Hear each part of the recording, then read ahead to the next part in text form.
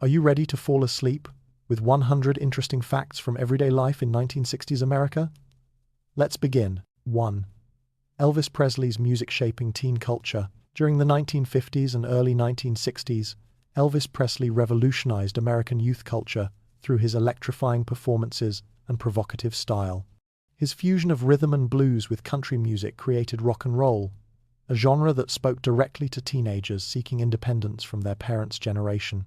Presley's hip-swiveling movements and rebellious image challenged conservative social norms, making him both controversial and irresistible to young audiences. His appearances on television programs drew record viewership, while his films attracted millions to theaters nationwide.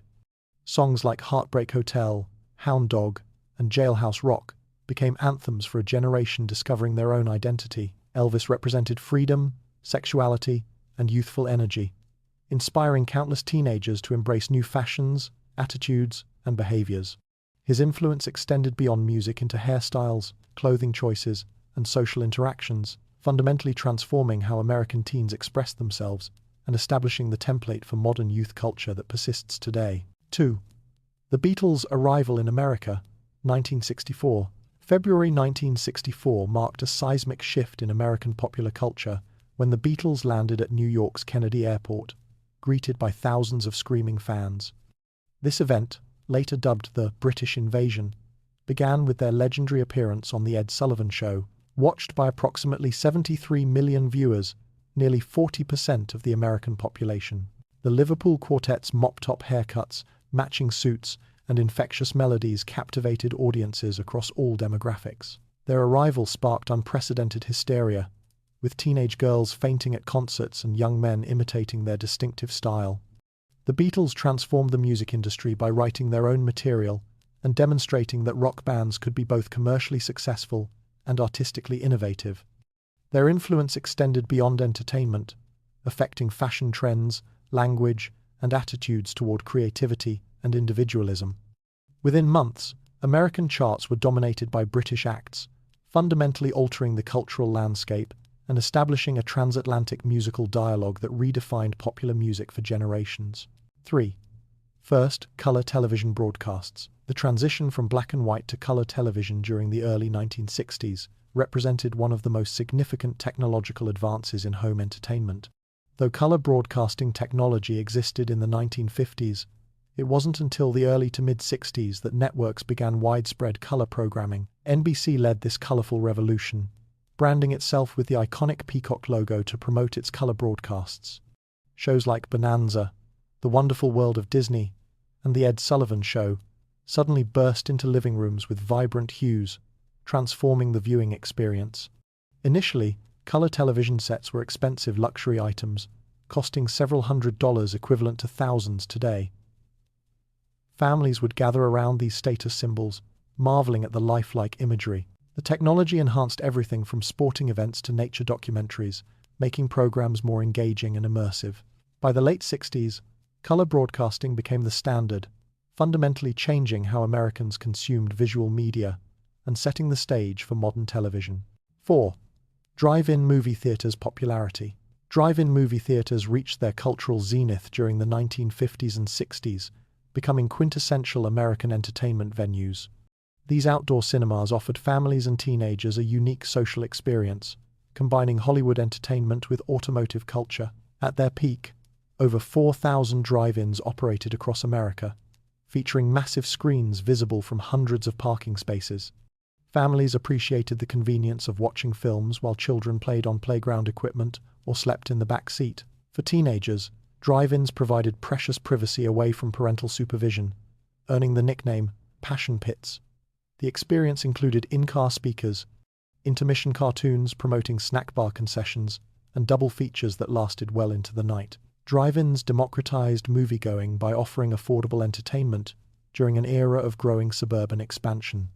They represented freedom, romance, and community gathering spaces where neighbors might park side by side. Though their popularity eventually declined with multiplex theaters and home video, drive-ins remain nostalgic symbols of mid-century American leisure culture. 5.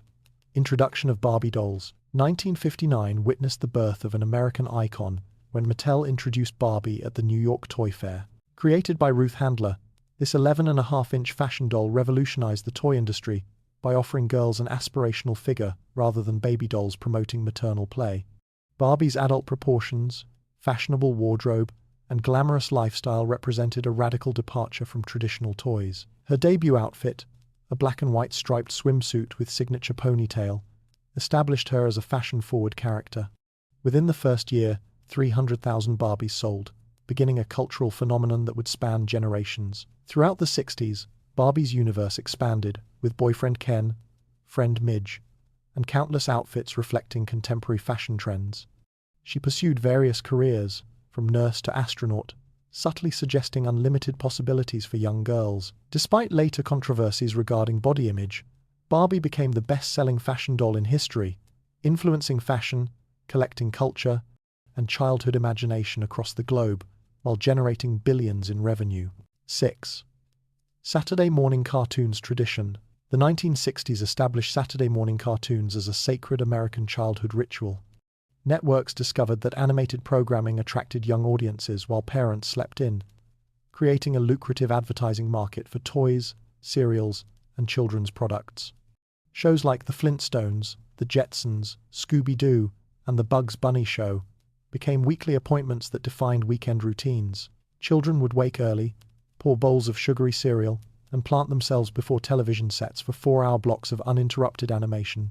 This programming strategy created a unique generational bond, as millions of kids nationwide shared identical viewing experiences. The cartoons featured memorable characters, catchy theme songs, and storylines that balanced humor with gentle moral lessons. Commercial breaks bombarded young viewers with advertisements for action figures, breakfast cereals, and the latest toys, effectively turning Saturday mornings into marketing opportunities. This tradition continued for decades, shaping childhood memories and establishing patterns of media consumption that influenced how subsequent generations experienced entertainment and advertising. 7. Comic books' rise and influence. Comic books flourished during the 1950s and 60s, becoming a dominant form of youth entertainment and cultural expression. Superheroes like Superman, Batman, Spider-Man, and the Fantastic Four captivated young readers with colorful adventures, exploring themes of justice, responsibility, and heroism. Marvel Comics revolutionized the industry by creating flawed, relatable characters dealing with everyday problems alongside their superhuman abilities. Comic books cost merely 10 or 12 cents, making them affordable entertainment accessible to nearly every child. Newsstand spinner racks displayed hundreds of titles, spanning genres from westerns and romance to horror and science fiction. Young readers traded issues, creating social networks around collecting and discussing storylines. The medium faced scrutiny from concerned parents and critics who blamed comics for juvenile delinquency, leading to the Comics Code Authority's creation in 1954. Despite controversy, comics influenced language, fashion, and pop culture while providing affordable escapism. They fostered literacy, sparked imagination, and established mythologies that would eventually dominate 21st century cinema and television. 8. Folk music revival. The American folk music revival during the late 1950s and 60s represented both cultural preservation and social activism. Artists like Joan Baez, Pete Seeger, Peter, Paul and Mary, and Bob Dylan brought traditional folk songs and original compositions to mainstream audiences, often addressing civil rights, nuclear disarmament, and social justice. Greenwich Village coffeehouses became epicenters of this movement, where young musicians performed acoustic sets for intimate audiences. The Newport Folk Festival, established in 1959, provided a national stage for folk artists, attracting tens of thousands annually. Folk music's emphasis on authentic storytelling and acoustic instrumentation contrasted sharply with commercial pop music, appealing to college students and intellectuals seeking meaningful artistic expression. Songs like Blowin' in the Wind, Where Have All the Flowers Gone, and If I Had a Hammer became anthems for social change. The movement connected younger generations with American musical traditions while providing a soundtrack for political activism, ultimately influencing rock music and establishing the singer-songwriter as a legitimate artistic voice. 9. Beatlemania, merchandise craze. Following the Beatles' 1964 American debut, an unprecedented merchandising phenomenon swept the nation. Manufacturers produced thousands of Beatles-branded products, from lunchboxes and wigs to wallpaper and guitars. Teenage fans, predominantly girls, purchased everything bearing the band's image or logo, creating a multi-million-dollar industry virtually overnight. Beatles coloring books, trading cards, clothing, jewelry, and even wallpaper transformed bedrooms into shrines. The merchandising frenzy reflected both the band's popularity and emerging consumer culture targeting youth demographics. Stores struggled to keep Beatles merchandise in stock as demand consistently exceeded supply. Some items became instant collectibles, while others were cheaply made cash grabs exploiting the band's popularity. This marketing phenomenon established templates for future celebrity merchandising, demonstrating music's potential beyond record sales. Poor licensing agreements initially meant the Beatles themselves earned minimal profits from merchandise, though their cultural impact was immeasurable. The craze illustrated how popular culture, commerce, and teen identity intersected, forever changing how entertainment properties were marketed and monetized. 10. Iconic films. The Sound of Music. Breakfast at Tiffany's. The 1960s produced timeless cinematic masterpieces that defined American film culture. The Sound of Music, 1965, became the highest-grossing film of its era, enchanting audiences with Julie Andrews's portrayal of Maria von Trapp amid spectacular Austrian landscapes. Its songs, including My Favorite Things and Do Re Mi, became cultural touchstones, while its wholesome family story provided escapism during turbulent times. Meanwhile, Breakfast at Tiffany's, 1961, offered sophisticated urban glamour through Audrey Hepburn's iconic performance as Holly Golightly. Her little black dress, oversized sunglasses, and elegant cigarette holder defined 60s fashion and femininity. These contrasting films, one representing traditional values and family wholesomeness, the other embodying modern independence and cosmopolitan sophistication, captured different aspects of American culture. Both featured memorable musical scores, with Moon River winning Academy Awards. These films transcended their era, establishing aesthetic and narrative templates that influenced countless subsequent productions while providing generations with shared cultural references that remain relevant decades later. 11. Rise of microwave ovens in homes. The 1960s witnessed microwave ovens transitioning from commercial and industrial applications to residential kitchens. Initially developed during World War II for radar technology, microwaves were adapted for cooking in the 1940s, but remained prohibitively expensive and large. By the mid-60s, manufacturers like Raytheon and later Amana introduced smaller, more affordable countertop models. The 1967 Amana Radarange, priced at approximately $500, equivalent to several thousand today, represented the first practical home microwave. These appliances promised revolutionary convenience, heating food in minutes rather than hours. Early adopters were typically affluent families intrigued by futuristic technology. However, widespread adoption required years as consumers learned microwave cooking techniques and overcame safety concerns about radiation. Cookbooks specifically for microwave preparation emerged, teaching homemakers how to utilize this space-age technology. The microwave oven symbolized modernization and technological progress, reflecting America's fascination with efficiency and innovation. Though expensive and somewhat mysterious initially, microwaves foreshadowed the fast-paced convenience culture that would define subsequent decades. 12. Color TVs, entering living rooms. Throughout the 1960s, color television sets gradually transformed from luxury items into standard household fixtures. Early color TVs were expensive, temperamental, and required frequent adjustment. A quality color console television could cost $600 or more, representing several weeks' salary for average workers. Despite high prices, families eagerly purchased these status symbols, which dominated living room arrangements and became focal points for social gathering. The technology improved steadily throughout the decade, with screens growing larger, colors becoming more accurate, and prices gradually declining. By decade's end, color television ownership approached 50% of American households. Networks expanded color programming, making black and white broadcasts increasingly obsolete. The vivid imagery enhanced everything from news broadcasts to sporting events, making Vietnam War coverage and moon landing footage more immediate and impactful. Color television represented post-war prosperity and technological advancement, symbolizing America's innovation and consumer culture. These bulky consoles, often housed in wooden furniture-style cabinets, occupied prominent positions in homes, reflecting television's central role in family life. 13. First commercial computers in offices. The 1960s marked the beginning of commercial computing's infiltration into American business environments. While earlier computers were massive, room-filling machines requiring specialized facilities, the decade saw smaller, more practical business computers emerge. IBM dominated this market with systems like the IBM 1401, introduced in 1960, designed for accounting, inventory management, and data processing. These mini-computers still occupied significant floor space and required dedicated operators, but represented remarkable progress from earlier generations. Companies recognized computers' potential for increasing efficiency and managing growing information demands.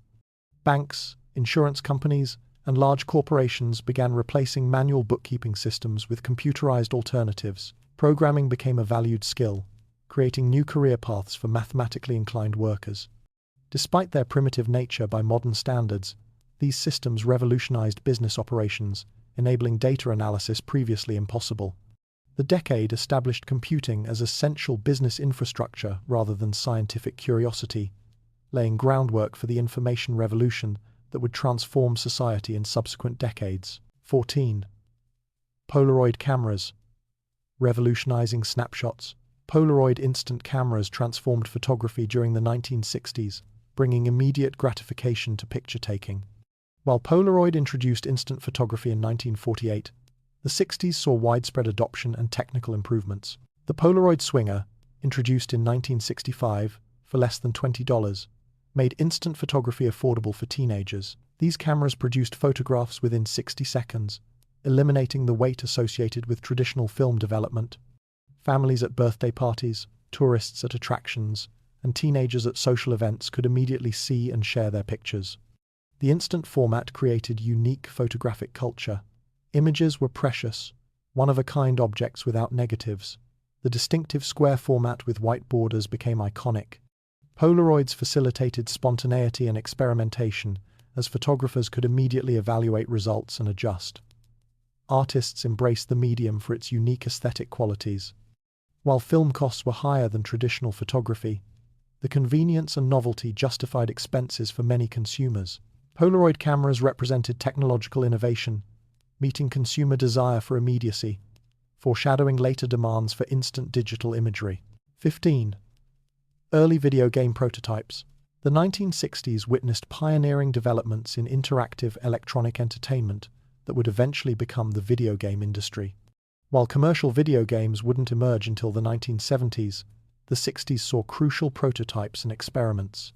Space War, developed in 1962 at MIT, is considered among the first digital computer games, featuring two spaceships battling in a gravity well. This game spread to research institutions with compatible computers, creating the first gaming community. In 1967, Ralph Baer developed the Brown Box, the prototype for the first home video game console, which would become the Magnavox Odyssey in 1972. These early experiments occurred primarily in university laboratories and research facilities, far from public awareness. They represented convergence of computer technology, creative thinking, and interactive entertainment concepts. Though primitive by modern standards, featuring simple graphics and limited gameplay, these prototypes established fundamental game mechanics and demonstrated computers' entertainment potential. The decade's innovations laid essential groundwork for the multi-billion-dollar gaming industry that would emerge in subsequent decades. 16. Household appliances. Like electric can openers, the 1960s saw an explosion of electric household gadgets designed to automate mundane tasks, epitomized by the electric can opener. These small appliances represented post-war prosperity and Americans' enthusiasm for technological convenience.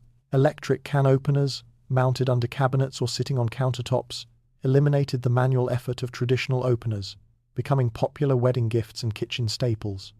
Beyond can openers, electric knives, coffee makers, mixers, blenders, and countless other gadgets filled kitchen drawers and counters.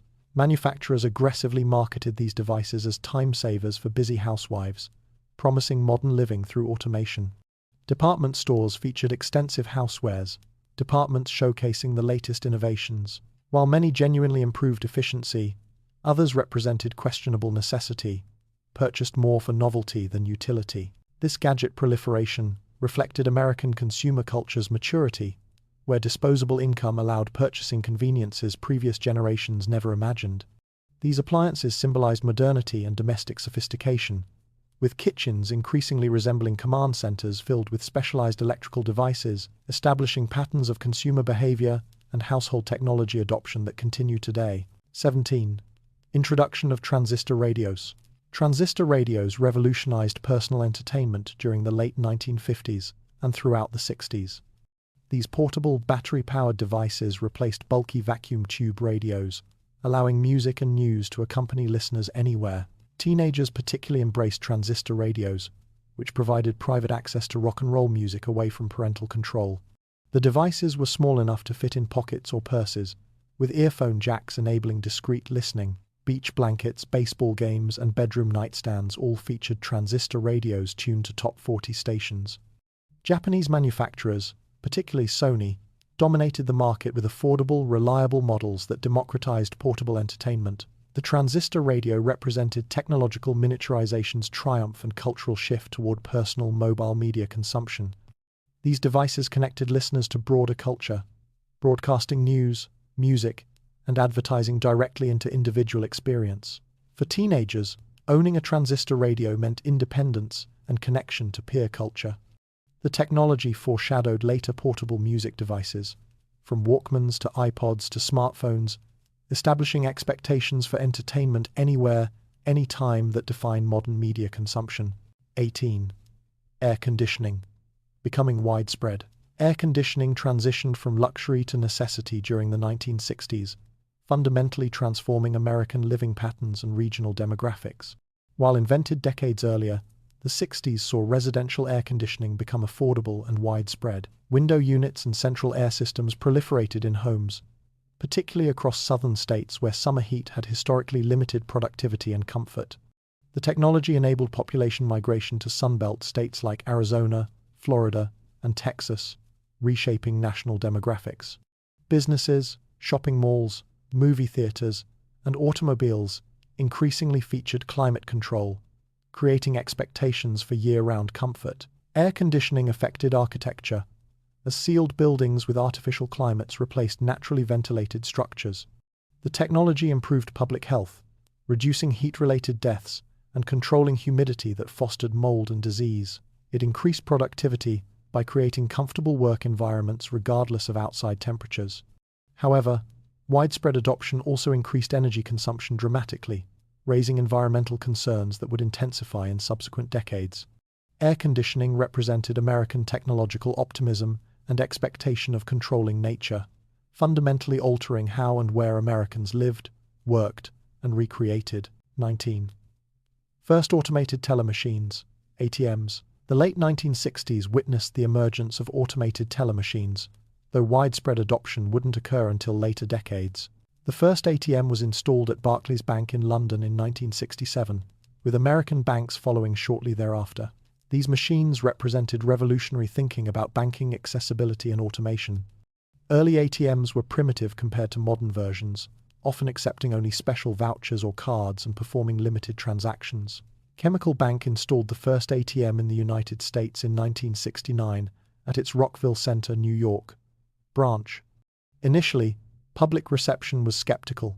Customers accustomed to personal teller interaction hesitated to trust machines with their money. Banks promoted ATMs as convenient alternatives to traditional banking hours, emphasizing 24-hour access.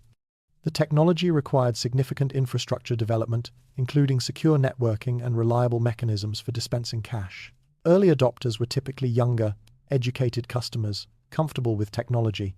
Though crude by modern standards, these first ATMs foreshadowed the automation of financial services, fundamentally changing banking relationships and establishing expectations for convenient, immediate access to money that revolutionized personal finance management. 20. Cordless phones. Beginning to appear. The late 1960s saw initial development of cordless telephone technology, though commercial success came primarily in the 1970s and beyond. Traditional telephones tethered users to specific locations via coiled cords, limiting mobility during conversations. Early cordless phones used radio frequencies to communicate between handsets and base stations, typically offering limited range, perhaps 20 to 100 feet. These devices represented luxury items, costing significantly more than standard telephones and requiring FCC approval. Initial models suffered from poor sound quality, interference from other devices, and limited battery life. Privacy concerns emerged as neighbors could potentially intercept conversations on similar frequencies. Despite limitations, cordless phones represented remarkable freedom. Users could converse while moving around homes, checking on children, or performing household tasks. The technology appealed particularly to busy homemakers and professionals who valued multitasking. Though primitive compared to modern smartphones, cordless phones represented crucial steps toward mobile communication, challenging the assumption that telephone conversations required stationary positions. They foreshadowed the wireless revolution that would eventually make mobility the standard expectation for personal communication devices, fundamentally changing social interactions and communication patterns. 21. Average price of a gallon of gas, 30 cents. During the 1960s, gasoline prices remained remarkably affordable, averaging approximately 28 to 35 cents per gallon throughout the decade. This low cost enabled the explosion of American car culture, making driving accessible to nearly every family. Gas stations competed fiercely for customers, often offering free glassware, trading stamps, or full-service attendants who pumped gas, cleaned windshields, and checked oil levels. The inexpensive fuel encouraged road trips, suburban commuting, and the rise of gas-guzzling vehicles without financial concern. Families could fill their tanks for just a few dollars, making weekend drives and vacations affordable entertainment. This era predated oil crises and environmental awareness, so fuel efficiency was rarely considered in vehicle purchases. The cheap gas facilitated suburban expansion, as long commutes became economically feasible, fundamentally reshaping American settlement patterns and lifestyle expectations. 22. Popular breakfast cereals and marketing trends. The 1960s witnessed breakfast cereal becoming a billion-dollar industry through aggressive marketing targeting children. Brands like Frosted Flakes, Fruit Loops, Lucky Charms, Cap'n Crunch, and Trix dominated Saturday morning cartoon advertising, creating inseparable connections between entertainment and consumption. Mascots like Tony the Tiger, Toucan Sam, and the Trix Rabbit became cultural icons, their catchphrases embedded in children's consciousness. Cereal boxes featured bright colors, cartoon characters, and prizes from decoder rings to plastic toys, transforming breakfast into an adventure. Manufacturers added increasing amounts of sugar, creating products more like candy than nutrition. Parents appreciated the convenience of ready-to-eat meals, while children begged for specific brands based on advertising and collectible prizes. Grocery store aisles dedicated entire sections to cereal, displaying dozens of varieties. This marketing revolution established templates for targeting youth consumers, demonstrating television advertising's power to influence purchasing decisions through children's influence on parents. 23. Family dinners with classic dishes like meatloaf. Family dinners during the 1960s represented sacred daily rituals where households gathered around tables for home-cooked meals. Classic comfort foods dominated menus: meatloaf with ketchup glaze, mashed potatoes, green bean casserole, pot roast, fried chicken, tuna noodle casserole, and Jell-O salads, featuring unexpected ingredients like vegetables or fruit. Mothers typically prepared these meals from scratch, or using convenient new products like Hamburger Helper, Campbell's cream soups, and frozen vegetables. Dinner time occurred consistently, often around 6 o'clock when fathers returned from work. Television remained off during meals, and children were expected to sit properly, use appropriate manners, and engage in conversation. These gatherings reinforced family bonds and traditional values, with mothers demonstrating domestic competence through cooking skills. Cookbooks and women's magazines provided endless recipes, emphasizing convenience, economy, and appeal to children's tastes, reflecting changing food culture, balancing tradition with modern efficiency. 24. Suburban expansion shaping neighborhoods. The 1960s accelerated suburban expansion begun in the 1950s, transforming American landscapes and lifestyles. Developers created massive planned communities featuring affordable single-family homes with yards, garages, and modern amenities. Levittown-style developments sprawled across former farmland surrounding major cities, offering middle-class families homeownership previously unattainable. These suburbs featured curving streets, cul-de-sacs, ranch-style homes, and architectural similarity that critics deemed conformist, but residents found comforting. New highways facilitated commuting, connecting suburban bedroom communities to urban employment centers. Shopping centers, schools, churches, and recreational facilities followed residents outward, creating self-contained communities. Suburban life emphasized privacy, property ownership, automobiles, and child rearing in safe environments with good schools. This migration was predominantly white, as discriminatory practices like redlining excluded minorities, creating segregated communities whose demographic patterns persist today. Suburbanization fundamentally restructured American society, establishing spatial patterns and lifestyle expectations that defined middle-class identity for generations. 25. Car culture and iconic vehicles. The 1960s represented the golden age of American automotive culture, with cars symbolizing freedom, status, and personal identity. Iconic vehicles like the Ford Mustang, 1964, Chevrolet Camaro, Pontiac GTO, and Volkswagen Beetle became cultural phenomena. Detroit manufacturers emphasized power, style, and size, creating muscle cars with massive engines and aggressive styling. Chrome details, tail fins, and bold colors reflected optimistic design sensibilities. Teenagers cruised main streets in customized hot rods, while families purchased station wagons for suburban utility. Car ownership was nearly universal among adults, with many households owning multiple vehicles.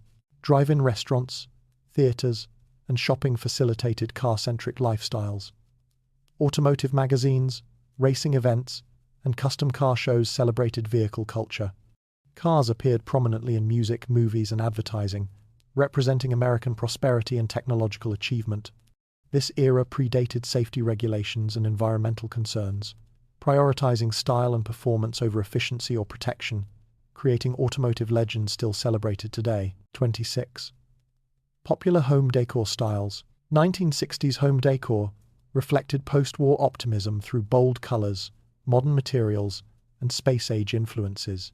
Living rooms featured conversation pits, sunken seating areas, and modular furniture in vibrant oranges, avocado greens, and harvest golds. Wall-to-wall shag carpeting in vivid hues replaced hardwood floors, while wood paneling adorned walls. Mid-century modern furniture emphasized clean lines, functionality, and innovative materials like molded plastic and fiberglass. Danish modern and Scandinavian designs influenced American tastes toward minimalist aesthetics. Kitchen appliances came in bright colors, turquoise refrigerators, and yellow stoves. Pop art prints, geometric patterns, and abstract paintings decorated walls. Families displayed collections of decorative objects like ceramic figurines and souvenir plates. Open floor plans connected living spaces, reflecting informal lifestyles. Homeowners embraced do-it-yourself projects, refinishing furniture and installing contemporary updates. These design choices reflected technological optimism, prosperity, and desire for modernity, creating distinctive aesthetics that define the era's visual identity. 27. Role of women in household management. During the 1960s, women's primary role remained household management and child-rearing, though this decade saw growing questioning of these expectations. Housewives orchestrated complex domestic operations, meal planning, cooking, cleaning, laundry, childcare, budgeting, and social coordination. Women's magazines like Good Housekeeping and Ladies' Home Journal provided guidance on achieving domestic perfection. Modern appliances promised efficiency, yet standards for cleanliness and homemaking actually increased, consuming similar time despite technological advances. Many women found fulfillment in creating comfortable homes and raising children, while others felt increasingly confined by limited options. The decade's latter half saw rising feminist consciousness, with Betty Friedan's The Feminine Mystique, 1963, articulating many women's dissatisfaction. More women entered the workforce, though often in secretarial or teaching positions rather than careers. This transitional period saw traditional expectations persisting, while new possibilities emerged, creating tensions between conventional roles and expanding opportunities that would intensify in subsequent decades. 28. Rise of chain supermarkets. The 1960s witnessed chain supermarkets displacing small neighborhood grocers and corner stores. Corporate chains like Safeway, Kroger, A&P, and Piggly Wiggly expanded aggressively, offering vast selections, competitive prices, and convenient one-stop shopping. These massive stores featured wide aisles, fluorescent lighting, shopping carts, and increasingly sophisticated merchandising. Suburban locations with expansive parking lots accommodated car-dependent shoppers purchasing weeks' worth of groceries in single trips. Supermarkets introduced innovations like checkout scanners, frozen food sections, and in-store bakeries. Loss leaders and promotional pricing drew customers, while strategic product placement encouraged impulse purchases. The self-service model reduced labor costs, enabling lower prices that small independent grocers couldn't match. Supermarkets reflected corporate consolidation, suburban lifestyle patterns, and changing consumer expectations, favoring convenience and variety over personal service. This transformation fundamentally altered American food distribution, establishing shopping patterns and corporate dominance that characterize modern grocery retail, while contributing to small business decline and community character changes. 29. Typical chores for children. Children during the 1960s routinely performed household chores as family obligation and character-building responsibility. Boys typically mowed lawns, took out trash, shoveled snow, washed cars, and performed yard maintenance. Girls often washed dishes, set tables, dusted furniture, helped with laundry, and assisted with meal preparation, reflecting gender-specific expectations. Both sexes made beds, cleaned rooms, and cared for pets. Children received small allowances, perhaps 25 to 50 cents, weekly teaching money management and work ethic. Core completion was expected rather than negotiated, with parental authority rarely questioned. These responsibilities taught practical skills, contributed to household functioning, and instilled values about cooperation and contribution. Unlike modern children's heavily scheduled lives, 60s kids had more unstructured time between chores and homework. Parents viewed chores as essential preparation for adult independence. This emphasis on domestic contribution reflected family structures where children's labor meaningfully supported household operations rather than serving purely pedagogical purposes. 30. Mail-order catalogs and shopping trends. Mail-order catalogs represented major shopping channels during the 1960s, with Sears, Montgomery Ward, and J.C. Penney publishing massive seasonal editions. These thick catalogs, sometimes exceeding 1,000 pages, featured everything from clothing and appliances to toys and tools. Families anxiously awaited catalog arrivals, particularly the Christmas wish books children pored over marking desired toys. Rural residents especially relied on catalogs, as they lacked access to urban department stores. Ordering involved completing forms, mailing payment, and waiting weeks for delivery, requiring planning and patience unfamiliar to modern consumers. Catalog shopping offered convenience, broader selection than local stores, and competitive pricing. The publications themselves became entertainment, with families spending evenings browsing possibilities. This shopping method reflected pre-internet retail distribution, where physical catalogs connected consumers nationwide to centralized warehouses. The system foreshadowed modern e-commerce, establishing expectations for remote purchasing and home delivery that would eventually transform retail completely. 31. Miniskirts and mod fashion influence. The miniskirt, introduced by British designer Mary Quant in 1964, revolutionized women's fashion and sparked significant controversy. These dramatically shortened skirts, often 6 to 7 inches above the knee, challenged decades of modest hemline conventions. Young women embraced miniskirts as symbols of liberation and youthful rebellion, while older generations deemed them scandalous and inappropriate.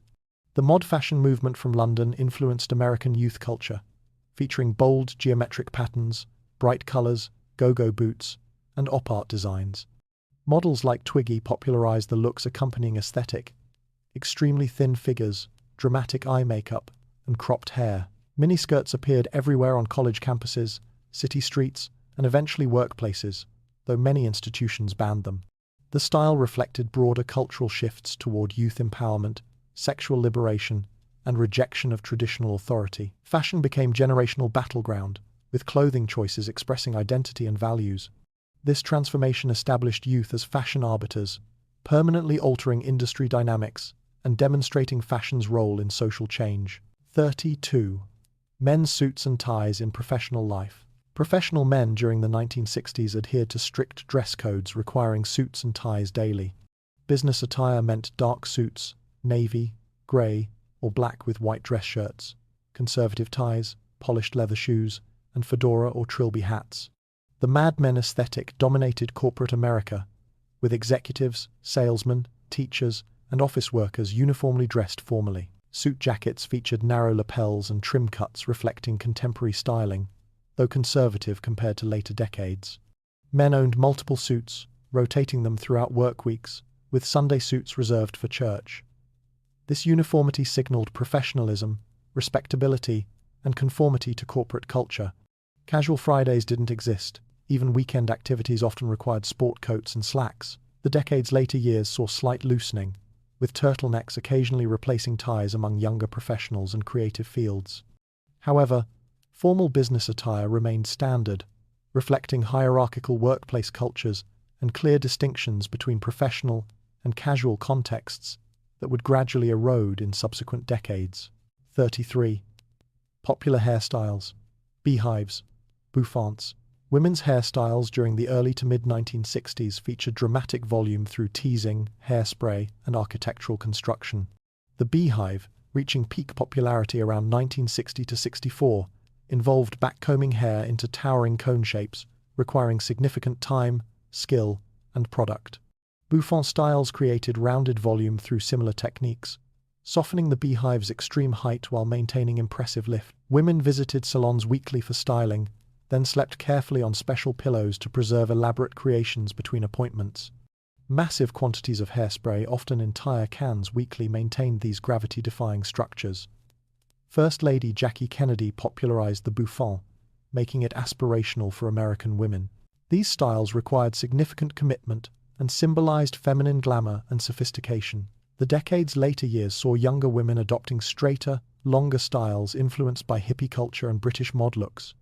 Hairstyles became generational markers, with mothers maintaining teased styles while daughters let hair flow naturally, reflecting broader cultural divides between traditional and emerging values. 34. Rise of casual wear in suburban settings. The 1960s witnessed gradual informalization of everyday clothing, particularly in suburban contexts. While formal attire dominated professional settings, suburban weekends embraced increasingly casual styles. Men wore polo shirts, chinos, and loafers rather than suits on Saturdays. Women adopted capri pants, pedal pushers, and casual blouses for housework and errands, reserving dresses for social occasions. Bermuda shorts gained acceptance for both sexes during warm weather. Children's clothing became more practical and playful, emphasizing durability over formality. This casualization reflected suburban lifestyle's emphasis on leisure, outdoor activities, and informal socializing. Backyard barbecues, neighborhood gatherings, and recreational activities demanded comfortable, practical clothing. The shift represented broader cultural relaxation from post-war formality toward comfort and individual expression. However, boundaries remained clear. Casual wear was contextual, inappropriate for church, restaurants, or city visits. This transitional period established trajectories toward today's pervasive casualness, though 60s casual remained considerably more structured than contemporary standards. 35. Iconic denim brands and blue jeans. Blue jeans transitioned from workwear to youth fashion staples during the 1960s.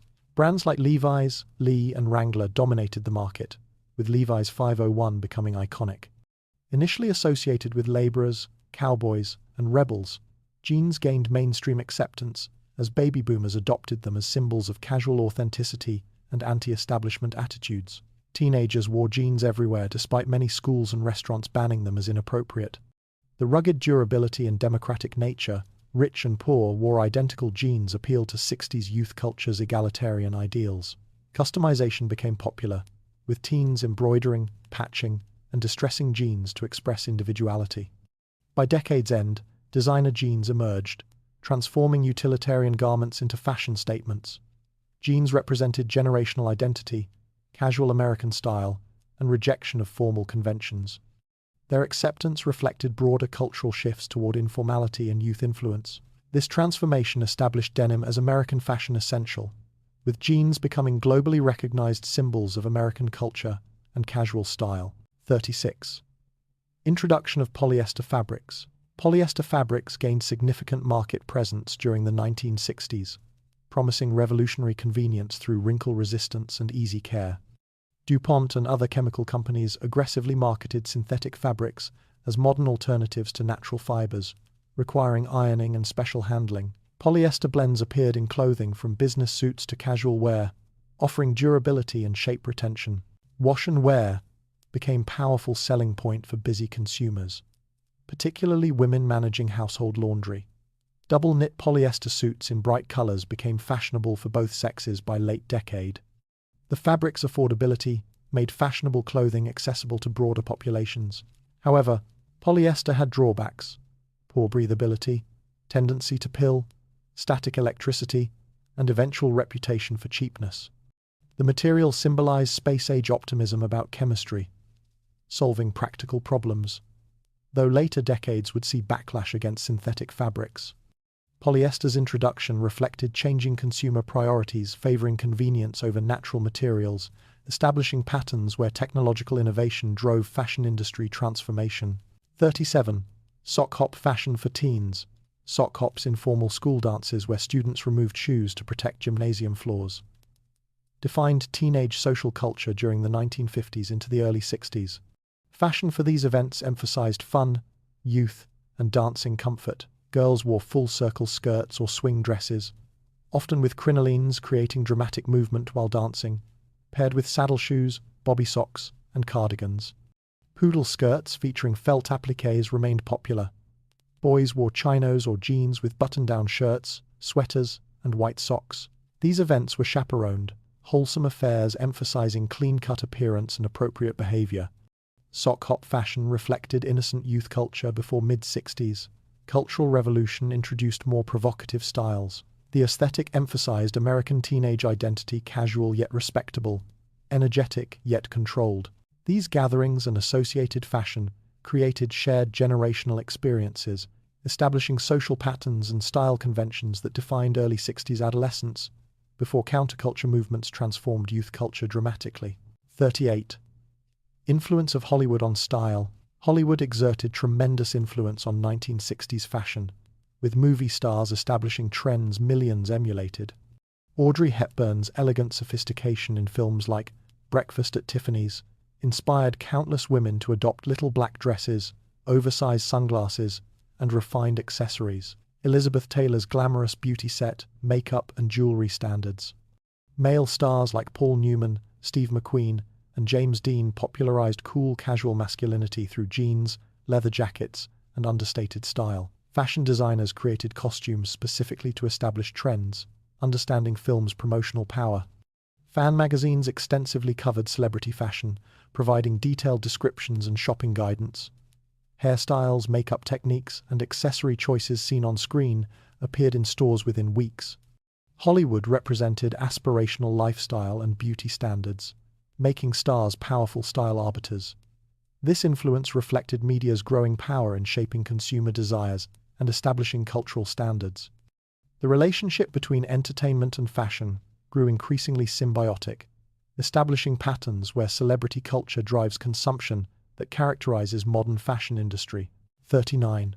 Hats as everyday accessories. During the early 1960s, hats remained standard accessories for both sexes, though their prevalence declined dramatically by decade's end. Men wore fedoras, trilbies, or pork pie hats with business suits, removing them indoors according to etiquette rules. These hats signaled respectability, professionalism, and adherence to social conventions. Women wore pillbox hats, popularized by Jackie Kennedy, along with wide-brimmed sun hats, berets, and decorative fascinators for formal occasions. Hat wearing was expected for church, shopping downtown, and social events. Elaborate ladies' hats featured veils, flowers, feathers, and geometric designs coordinating with outfits. However, several factors contributed to hats' decline. Automobile popularity, hats were cumbersome in cars, changing hairstyles, elaborate bouffants made hats difficult, and cultural informalization. By late 60s, hatlessness became normal, particularly among younger generations, rejecting formality. This transformation reflected broader shifts toward casualness and changing social codes, ending centuries-old traditions about head covering, signifying respectability and social status. 40. School uniforms in some districts. School uniforms during the 1960s remained primarily associated with private, parochial, and Catholic schools, while public schools typically lacked uniform requirements. Catholic school students wore distinctive outfits, Girls in plaid jumpers or skirts with white blouses, knee socks and saddle shoes. Boys in slacks, white shirts and ties. These uniforms emphasize discipline, equality, and institutional identity, while eliminating fashion competition and socioeconomic distinctions. Strict dress codes governed appearance, skirt lengths measured, hair neatly groomed, shoes polished. Nuns and administrators enforced regulations rigorously, with violations resulting in punishment. Public schools maintained dress codes rather than uniforms, prohibiting jeans, short skirts, and casual wear while requiring appropriate attire. As 60s progressed, students increasingly challenged these restrictions, viewing them as authoritarian control over personal expression. Conflicts over hair length, miniskirts, and jeans became proxy battles about authority, conformity, and youth rights, foreshadowing larger cultural conflicts. Uniform policies reflected institutional values emphasizing order, tradition, and collective identity over individual expression. 41. Rock and roll expansion. Rock and roll exploded throughout the 1960s, evolving from its 1950s origins into the decade's dominant musical force. The genre diversified dramatically, spawning subgenres including surf rock, garage rock, psychedelic rock, and hard rock. Artists like the Rolling Stones brought blues-influenced edge, while the Beach Boys crafted intricate harmonies exploring teenage life and California dreams. Bob Dylan electrified folk music at the 1965 Newport Folk Festival, controversially merging traditions and sparking debates about authenticity. The British invasion introduced sophisticated songwriting and studio experimentation, elevating rock beyond simple entertainment to serious artistic expression. Bands like The Who, The Kinks, and later Led Zeppelin pushed boundaries with volume, distortion, and rebellious attitudes. Rock concerts grew from small venues to massive festivals, culminating in Woodstock, 1969, which attracted 400,000 attendees. The music addressed social issues, personal introspection, and political protest, becoming the soundtrack for generational identity. Rock and roll's expansion reflected and shaped 60s youth culture, establishing the genre's cultural dominance that would persist for decades, while influencing fashion, language, attitudes, and social movements. 42. Folk music revival. The folk music revival flourished throughout the early to mid-1960s, connecting contemporary audiences with traditional American musical heritage while addressing urgent social issues. Artists like Joan Baez, Pete Seeger, Peter, Paul and Mary, Judy Collins, and Bob Dylan brought acoustic guitars and meaningful lyrics to mainstream popularity. Greenwich Village coffeehouses became epicenters, where aspiring musicians performed for intimate audiences, creating vital artistic community. The Newport Folk Festival, established in 1959, became the movement's spiritual home, attracting tens of thousands annually. Folk music emphasized authentic storytelling, social consciousness, and acoustic instrumentation, contrasting sharply with commercial pop's perceived superficiality. Songs like Blowin' in the Wind, If I Had a Hammer, and Where Have All the Flowers Gone became civil rights and anti-war anthems, providing soundtracks for protests and marches. The revival preserved traditional ballads while encouraging new compositions addressing contemporary concerns. This movement democratized music making, as simple chord progressions and accessible melodies encouraged amateur participation. Folk music connected younger generations with cultural roots while providing vehicles for political expression, ultimately influencing rock music and establishing the singer-songwriter tradition that remains vital today. 43. Motown's national impact. Motown Records, founded by Berry Gordy in Detroit during 1959, achieved unprecedented national impact throughout the 1960s, creating the sound of young America. The label launched superstars including the Supremes, the Temptations, Marvin Gaye, Stevie Wonder, the Four Tops, and Smokey Robinson, and the Miracles. Motown's sophisticated production, featuring tight arrangements, prominent bass lines, tambourine-heavy percussion, and unforgettable melodies, created instantly recognizable sound. The music appealed across racial boundaries during America's civil rights era, achieving remarkable crossover success on both R&B and pop charts. Motown artists received extensive training in choreography, stage presence, and professionalism, presenting polished performances that won mainstream acceptance. The label's success demonstrated African-American artistic and entrepreneurial excellence, providing positive representation during turbulent times. Hit songs like My Girl, I Heard It Through the Grapevine, Ain't Too Proud to Beg, and Stop, In the Name of Love became cultural touchstones. Motown transformed American popular music, proving black artists could achieve massive commercial success while maintaining artistic integrity, and established Detroit as a musical powerhouse alongside Memphis and Nashville in defining American sound. 44. Radio as central entertainment medium. Radio remained America's most accessible and influential entertainment medium throughout the 1960s.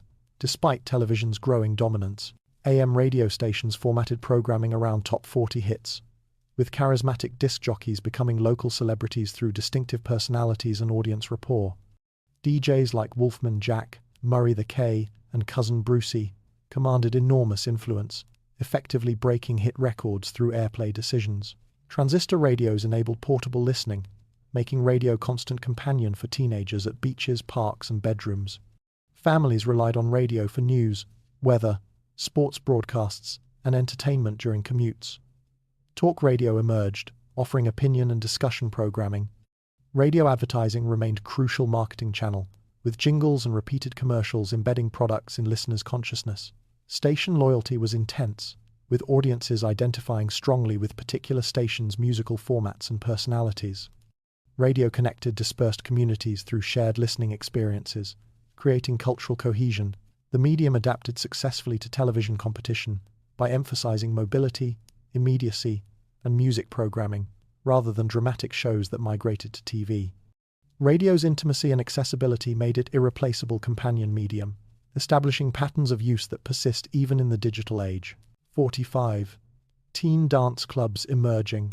Teen dance clubs proliferated throughout the 1960s, providing supervised social venues where adolescents gathered for music, dancing, and socializing. These establishments, often operating weekend afternoons and early evenings, offered alcohol-free environments where parents felt comfortable allowing teenagers to socialize. Popular clubs featured live bands, jukeboxes, or DJs playing current hits, with dance floors packed with teens performing the twist, the watusi, the mashed potato, and countless other fad dances. Television shows like American Bandstand and Shindig popularized these dance venues, showcasing teenagers performing latest steps. Clubs established dress codes prohibiting overly casual or provocative clothing, maintaining respectability. Many venues hosted Battle of the Bands, competitions, talent shows, and special events, attracting hundreds of teenagers. These spaces allowed adolescents to develop social skills, romantic relationships, and cultural identity separate from parental supervision, while remaining within acceptable boundaries. The clubs reflected growing recognition of teenagers as distinct demographic, with unique cultural preferences and spending power. They provided structured environments, bridging childhood dependence and adult independence, teaching social interaction within community-sanctioned spaces that balanced parental concern with adolescent desire for autonomy. 46.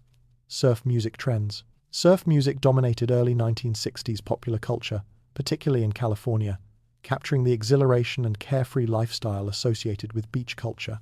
Instrumental surf rock, pioneered by Dick Dale and the Ventures, featured rapid-fire guitar playing with heavy reverb, evoking the sensation of riding waves. The Beach Boys elevated surf music through sophisticated vocal harmonies and Brian Wilson's increasingly complex arrangements, crafting songs celebrating surfing, cars, girls, and California sunshine. Hits like Surfin' USA, Wipeout, Pipeline, and Surf City became national phenomena, spreading California beach culture to landlocked regions nationwide. The music's upbeat tempo and optimistic lyrics provided escapist fantasy during increasingly turbulent times. Surf music influenced fashion, with teenagers nationwide adopting striped shirts, board shorts, and sun-bleached hair regardless of ocean proximity. Jan and Dean, the Safaris, and numerous regional bands capitalized on the trend. Though surf music's commercial dominance faded by mid-decade as the British invasion arrived, its influence persisted in rock music's DNA. The genre captured specific cultural moment when American youth culture seemed innocent and optimistic, creating nostalgic associations that endure today. 47. Vinyl records as cultural objects.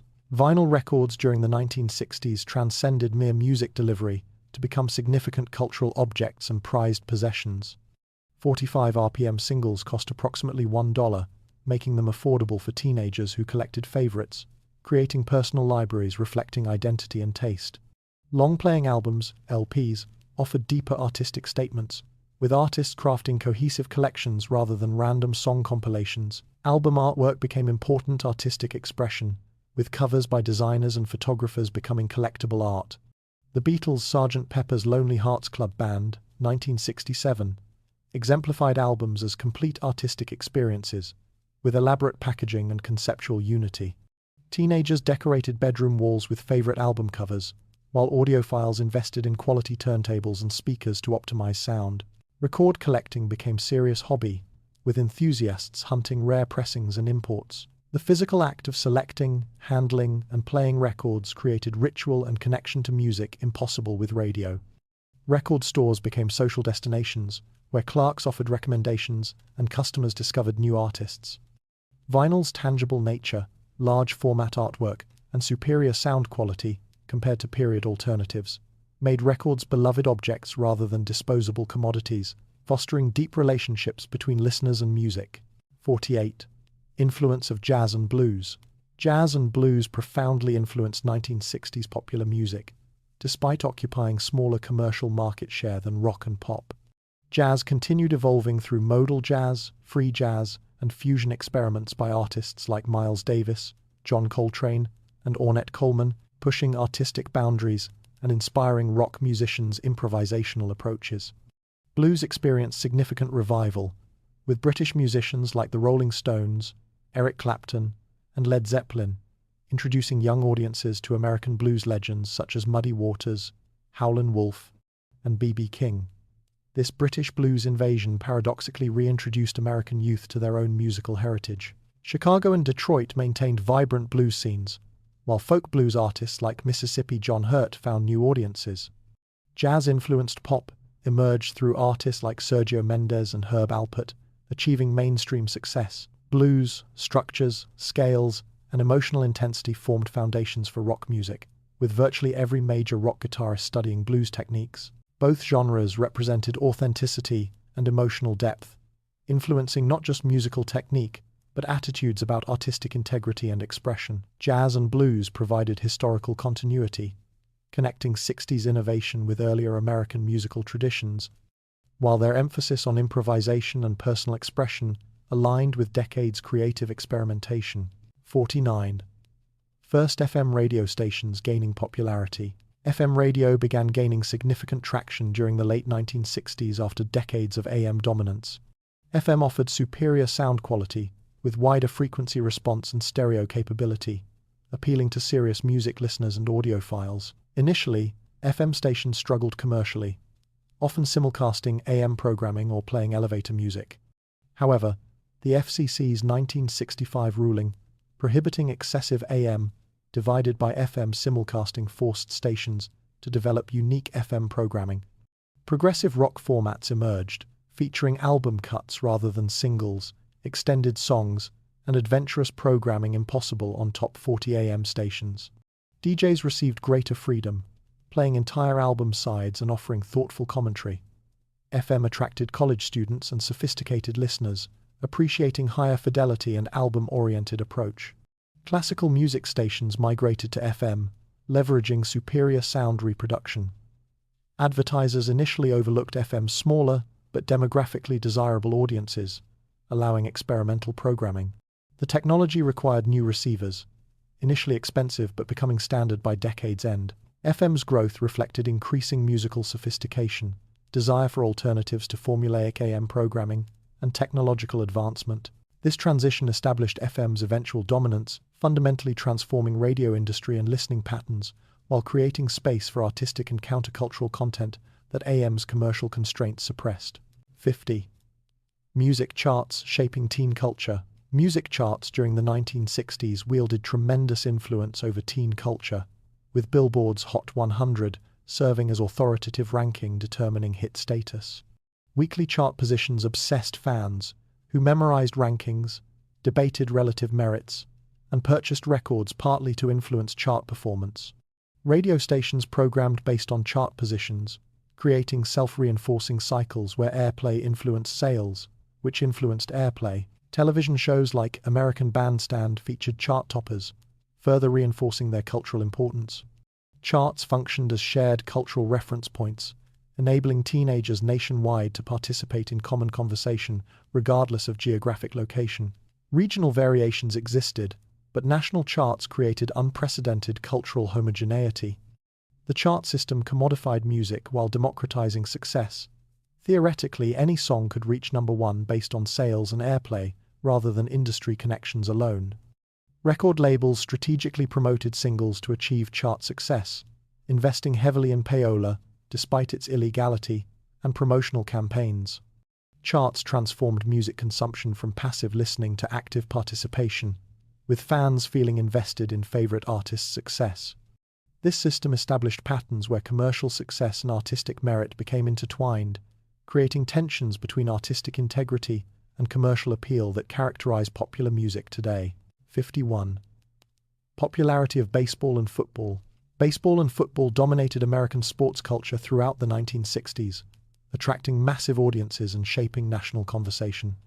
Baseball remained America's pastime, with legendary players like Mickey Mantle, Willie Mays, Hank Aaron, and Sandy Koufax achieving iconic status. The World Series drew enormous television audiences, with games becoming national events. Expansion teams spread Major League Baseball westward, with new franchises in California, Texas, and beyond, reflecting population shifts. Football experienced explosive growth, with the NFL competing against the upstart American Football League until their 1966 merger agreement. The first Super Bowl occurred in January 1967, though it initially drew smaller audiences than later decades. Legendary figures like Vince Lombardi, Johnny Unitas, and Jim Brown became household names. Both sports reflected American values: baseball's pastoral nostalgia and statistical precision, football's strategic violence and territorial conquest. High school and college games united communities, with Friday night football and Saturday college games establishing social rituals. These sports provided common cultural ground, conversation topics, and shared experiences across geographic and demographic boundaries, functioning as cultural glue binding diverse populations through collective enthusiasm and identification with teams representing regional pride. 52. Rise of professional basketball and hockey. Professional basketball and hockey experienced significant growth during the 1960s, though neither matched football and baseball's popularity. The NBA gradually built national following through stars like Bill Russell, Wilt Chamberlain, Jerry West, and Oscar Robertson. The Boston Celtics dominated, winning 11 championships between 1957 and 1969, establishing basketball's first dynasty. The league expanded from 8 teams in 1960 to 14 by 1969, adding franchises in major markets. Basketball's fast pace and high scoring appealed to television, though coverage remained limited compared to other sports. The American Basketball Association launched in 1967, introducing the three-point line and colorful presentation that eventually influenced the NBA. Hockey's original 6 NHL teams expanded to 12 by 1968, spreading into previously untapped American markets. Though popular in northern regions and Canada, hockey struggled, gaining national American following. Both sports attracted devoted regional followings but lacked football and baseball's cultural penetration. Television coverage gradually increased, though neither sport achieved consistent primetime presence. These leagues' expansion reflected growing sports business, sophistication, and recognition of untapped markets, establishing foundations for enormous growth in subsequent decades. 53. Television broadcasts of major sports. Television broadcasting transformed sports consumption during the 1960s, bringing games into millions of living rooms and creating unprecedented exposure. Networks competed for broadcasting rights, recognizing sports' ability to attract large, loyal audiences. ABC's Wide World of Sports, debuting 1961, introduced diverse sporting events to national audiences, expanding beyond traditional American sports. Monday Night Football's launch in 1970, announced in late 60s, revolutionized primetime programming. Technology improved dramatically. Color broadcasts, instant replay, introduced 1963, and multiple camera angles enhanced viewing experiences. Major events like the World Series, NFL championship games, and heavyweight boxing matches drew enormous audiences, creating shared national experiences. Television revenue transformed sports economics, enabling higher player salaries and franchise values. The medium influenced sports themselves. Timeouts lengthened for commercial breaks, scheduling accommodated primetime broadcasts, and presentation adapted for screen consumption. Announcers became celebrities, with voices like Howard Cosell and Vin Scully becoming synonymous with sports. Television expanded sports' cultural reach beyond stadiums, making athletes national celebrities and transforming casual fans into devoted viewers. This symbiotic relationship between television and sports established patterns dominating entertainment industry, creating modern sports media complex, generating billions annually. 54. Bowling alleys as family destinations. Bowling alleys flourished during the 1960s as popular family entertainment destinations and social gathering spaces. Automated pin-setting machines, introduced in the 1950s, made bowling more accessible and affordable, sparking massive expansion. Modern bowling centers feature dozens of lanes with comfortable seating, snack bars, and festive atmospheres. The sport appealed across age ranges and skill levels, making it ideal family activity. League bowling was enormously popular, with workplace teams, church leagues, and social organizations scheduling regular competitions. Saturday afternoons and Friday evenings found alleys packed with families and league bowlers. Many centers added amenities like arcades, restaurants, and pro shops, becoming comprehensive entertainment complexes. Bowling's accessibility, requiring minimal athletic ability, made it egalitarian pastime. The sport had professional circuits broadcast on television, with stars like Don Carter achieving celebrity status. Bowling symbolized suburban middle-class leisure, combining mild physical activity with socializing in climate-controlled comfort. The activity represented post-war prosperity and leisure time expansion, with working families affording regular entertainment outings. Bowling alleys became community anchors, where relationships developed and social bonds strengthened through regular interaction, serving functions beyond mere recreation in American social fabric. 55. Growth of golf clubs and country clubs. Golf clubs and country clubs experienced significant expansion during the 1960s, reflecting growing affluence and leisure time among upper-middle-class Americans. These exclusive institutions offered golf courses, tennis courts, swimming pools, dining facilities, and social venues for members. Membership conveyed status and provided networking opportunities valuable for business relationships and social advancement. The clubs maintained selective admission processes, often excluding minorities and Jews through discriminatory policies that would face increasing challenges by decade's end. Golf participation grew substantially, with the sport shedding some elitist associations while remaining expensive relative to other recreations. Television coverage of professional tournaments, particularly the Masters and Palmer-Nicklaus rivalries, increased golf's visibility and appeal. Arnold Palmer, Jack Nicklaus, and Gary Player became household names, making golf glamorous and aspirational. Corporate executives conducted business on golf courses, making the sport professionally advantageous beyond recreation. Country clubs provided families with comprehensive social environments. Parents golfed and networked while children took swimming and tennis lessons. These institutions represented suburban success and establishment values, though their exclusivity increasingly clashed with the decade's evolving social consciousness regarding equality and access. 56. Early amusement parks expansion. Amusement parks expanded significantly during the 1960s, evolving from traditional carnivals to sophisticated entertainment destinations. Disneyland, opened in 1955, established templates for modern theme parks with immersive environments, advanced rides, and comprehensive experiences beyond simple thrills. The park's success inspired competitors and expansions, with Disney announcing plans for Florida's Disney World opening, 1971. Six Flags Over Texas opened in 1961, pioneering the regional theme park concept with themed areas and modern attractions. Traditional parks like Cedar Point and Kennywood modernized with new steel roller coasters and updated facilities. Parks increasingly targeted families rather than teenagers, emphasizing safety, cleanliness, and wholesome entertainment. Technological advances enabled more sophisticated rides. Steel roller coasters allowed complex designs impossible with traditional wooden construction. Parks became vacation destinations rather than afternoon outings, with families traveling significant distances for visits. Increased automobile ownership and highway development made parks accessible to broader populations. These destinations provided family bonding experiences, combining thrills with relatively safe, controlled environments. The industry's expansion reflected prosperity, increased leisure time, and growing emphasis on family-oriented recreation, establishing entertainment patterns that would intensify with subsequent decades' theme park proliferation. 57. Surfing as California trend. Surfing exploded from niche sport to cultural phenomenon during the early to mid-1960s, epitomizing California's beach lifestyle and youth culture.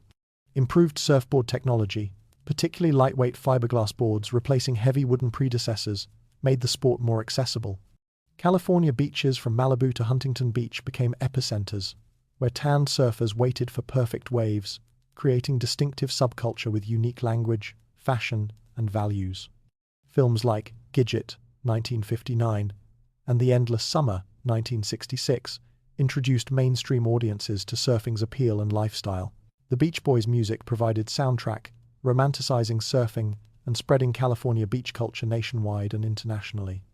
Surf shops proliferated, selling boards, wax, wetsuits, and branded apparel. The activity represented freedom, connection with nature, and rejection of conventional success measures. Dedicated surfers organized lives around wave conditions, demonstrating countercultural priorities, valuing experience over material accumulation. Surfing competitions established professional circuits, though most participants remained passionate amateurs. The culture influenced fashion broadly. Board shorts, tank tops, bleached hair, and relaxed attitudes spread far beyond beaches.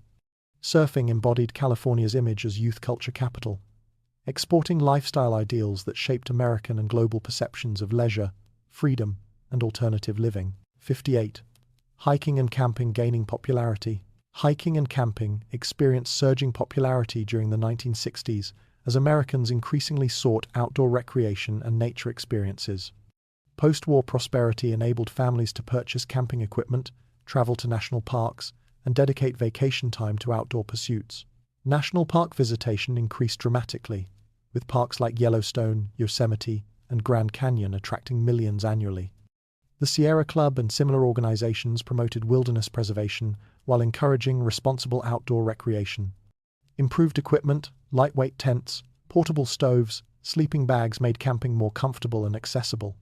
Station wagons and camper vans transported families and gear to remote locations. Camping combined affordability with adventure, enabling families to vacation economically while experiencing natural beauty. The activity appealed to back-to-nature impulses, growing stronger as urbanization and technological advancement accelerated. Boy Scouts and Girl Scouts emphasized outdoor skills, introducing millions of youth to camping and hiking. Guidebooks and maps proliferated, helping newcomers navigate wilderness areas. Environmental consciousness grew partly through direct nature experiences, with campers developing appreciation for preservation. The trend reflected desires to escape urban complexity, reconnect with simpler living, and experience authentic environments contrasting with increasingly artificial modern life. These outdoor pursuits established recreation patterns and environmental values influencing subsequent generations. 59. Baseball cards collecting trend. Baseball card collecting intensified during the 1960s, evolving from casual childhood pastime to serious hobby with organized markets and significant financial value. Topps dominated card production, issuing annual sets featuring player photographs, statistics, and team information. Cards came in wax packs with stale pink bubblegum, selling for 5 cents and containing several cards. Children traded cards during recess, developing negotiation skills while memorizing player statistics and team rosters. Cards attached to bicycle spokes with clothespins created motorcycle sounds. Complete set collecting motivated purchases, while star players commanded premium trading value. Mickey Mantle, Willie Mays, and Sandy Koufax cards were prized possessions. The 1963 Topps set introduced modern design elements still influential today. Collecting taught organization, completion goals, and value assessment. Adults began recognizing cards' investment potential, with rare cards from earlier decades achieving significant prices at nascent collectibles markets. Price guides emerged, establishing standardized valuations. The hobby connected generations, with fathers introducing sons to players and teams. Cards preserved sports history, documenting careers through annual snapshots. This collecting culture established patterns where childhood objects gained serious adult collector markets, creating industries around nostalgia and scarcity that transformed vintage cards into valuable commodities worth thousands or millions of dollars. 60. Early video games in arcades. The late 1960s witnessed pioneering developments in arcade gaming, though commercial success remained distant. Computer Space. Created by Nolan Bushnell and released in 1971, developed in late 60s, became the first commercially available arcade video game, though its complexity limited success. Earlier, coin-operated amusement games, like pinball machines, dominated arcades, bars, and restaurants. Electromechanical games simulated driving, shooting, and sports, offering primitive interactivity through physical mechanisms rather than digital computation. These games featured elaborate artwork, flashing lights, and mechanical sounds, creating excitement. College campuses and research institutions hosted experimental computer games like Space War. 1962. Played on expensive mainframe computers, accessible only to privileged students and researchers. These early efforts demonstrated interactive entertainment's potential, though commercial viability remained unclear. Arcades themselves served as social destinations, where teenagers gathered, combining mild rebelliousness with entertainment. Pinball's popularity was enormous, despite periodic legal challenges in cities where gambling concerns prompted bans. The decade's technological experiments in arcade culture established foundations for the video game revolution, arriving in the 1970s and 80s, when Pong and Space Invaders would transform entertainment. These primitive beginnings demonstrated human appetite for interactive electronic entertainment that would eventually generate multi-billion-dollar global industry. 61. Space race milestones. Mercury program. The 1960s witnessed unprecedented space exploration achievements, beginning with NASA's Mercury program, 1959-63, which aimed to place Americans in orbit. Alan Shepard became the first American in space during May 1961 with a 15-minute suborbital flight, following Soviet cosmonaut Yuri Gagarin's orbital flight weeks earlier. John Glenn's historic orbital mission in February 1962 made him a national hero, circling Earth 3 times aboard Friendship 7. The Mercury program's success validated American space capabilities, despite trailing Soviet achievements. President Kennedy's bold 1961 declaration, committing America to lunar landing, before this decade is out, galvanized national purpose and massive resource allocation. The Gemini program, 1962-66, followed, perfecting spacewalking, orbital rendezvous, and long-duration missions essential for lunar voyages. These achievements captivated public imagination, with launches broadcast live and astronauts achieving celebrity status. The space race represented Cold War competition, technological prowess, and national pride, channeling superpower rivalry into scientific achievement rather than military confrontation. Space exploration inspired youth towards science careers, generated technological innovations benefiting civilian life, and demonstrated American determination and capability, ultimately culminating in the Apollo 11 moon landing in July 1969. 62. Early satellites. Orbiting Earth. Satellite technology proliferated dramatically during the 1960s following the Soviet Union's 1957 Sputnik launch, which initiated the space age. America responded with Explorer 1 in January 1958, discovering Earth's radiation belts. Throughout the 60s, hundreds of satellites launched for various purposes: communications, weather monitoring, navigation, reconnaissance, and scientific research. Telstar, launched in July 1962, enabled the first live transatlantic television broadcasts, bringing events from Europe to American screens instantaneously. Weather satellites like TIROS provided unprecedented meteorological data, improving forecasting accuracy and potentially saving thousands of lives through better hurricane and storm warnings. Navigation satellites aided military and commercial shipping. Spy satellites revolutionized intelligence gathering, photographing adversary territories from orbit and reducing Cold War uncertainties. These orbital platforms transformed daily life in subtle but profound ways, improved weather predictions, affected agriculture and travel planning, while communications satellites enabled international broadcasting and telephone connections. Satellites represented humanity's expansion beyond Earth, demonstrating technological sophistication while providing practical benefits. The technology sparked imaginations about space's commercial potential, though practical applications remained limited. Satellite deployment established space as contested domain, with international treaties attempting to prevent weaponization while ensuring peaceful exploration access for all nations. 63. Medical breakthroughs. Like vaccines, the 1960s witnessed remarkable medical advances that extended lifespans and improved quality of life. Vaccine development particularly impacted public health. The measles vaccine, 1963, mumps vaccine, 1967, and rubella vaccine, 1969, dramatically reduced childhood diseases that had previously killed or disabled thousands annually. Jonas Salk's polio vaccine, introduced in the 1950s, continued eliminating this devastating disease throughout the 60s. Oral contraceptive pills, approved in 1960, revolutionized family planning and women's reproductive autonomy, profoundly impacting social structures and gender relations. Heart surgery advanced significantly, with the first successful human heart transplant performed by Dr. Christiaan Barnard in 1967, sparking debates about medical ethics and death definitions.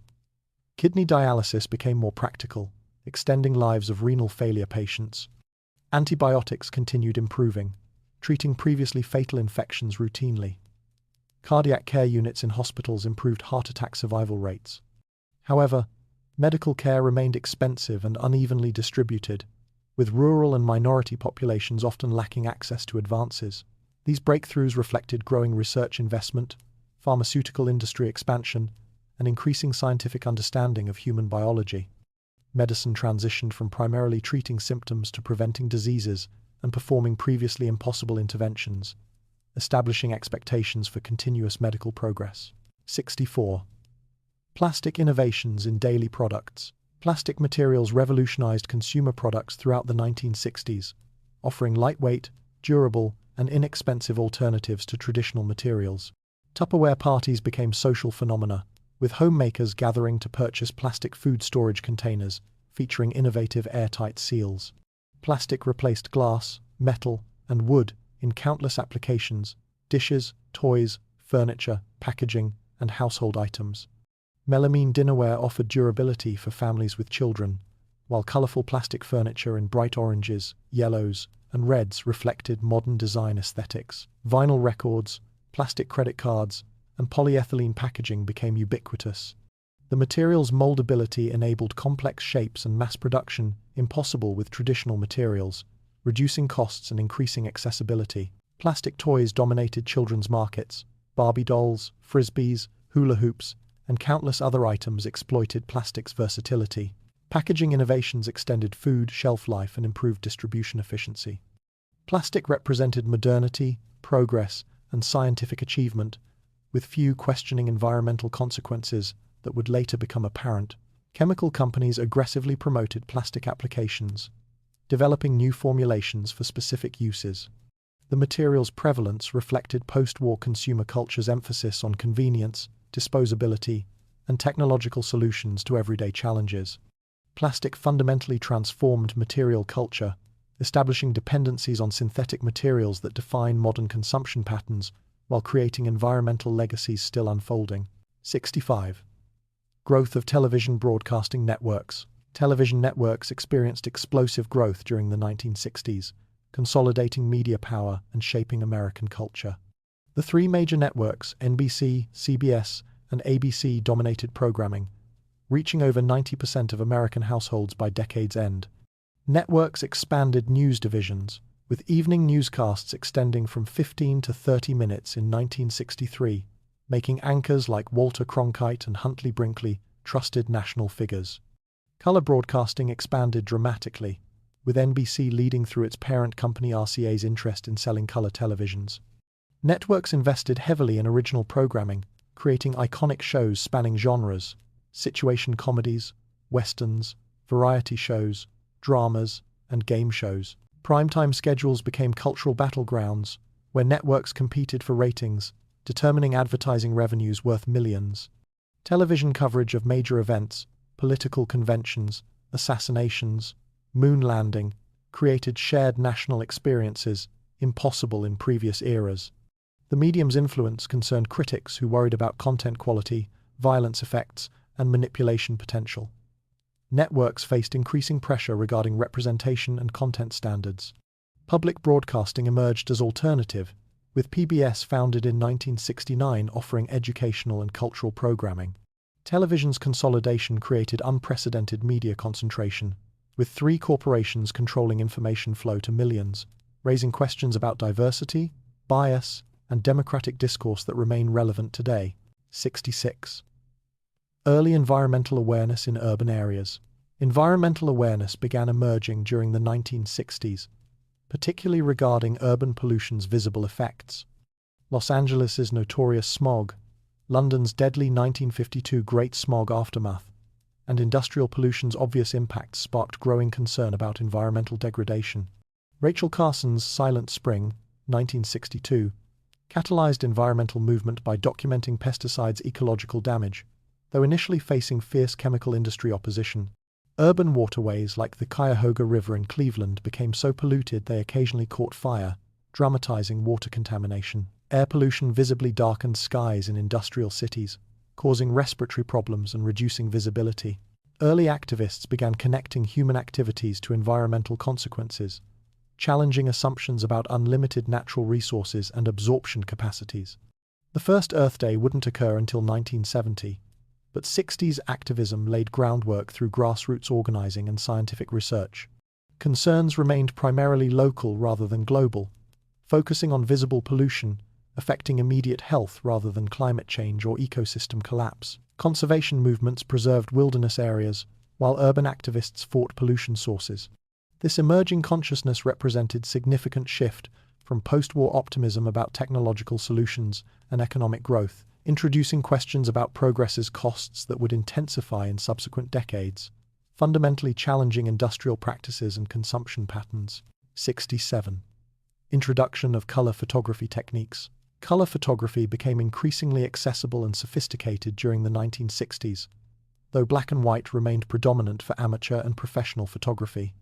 Kodak dominated consumer color film through Kodachrome and Ektachrome slide films, which offered vibrant, stable colors, appealing to serious photographers and vacationers documenting travels.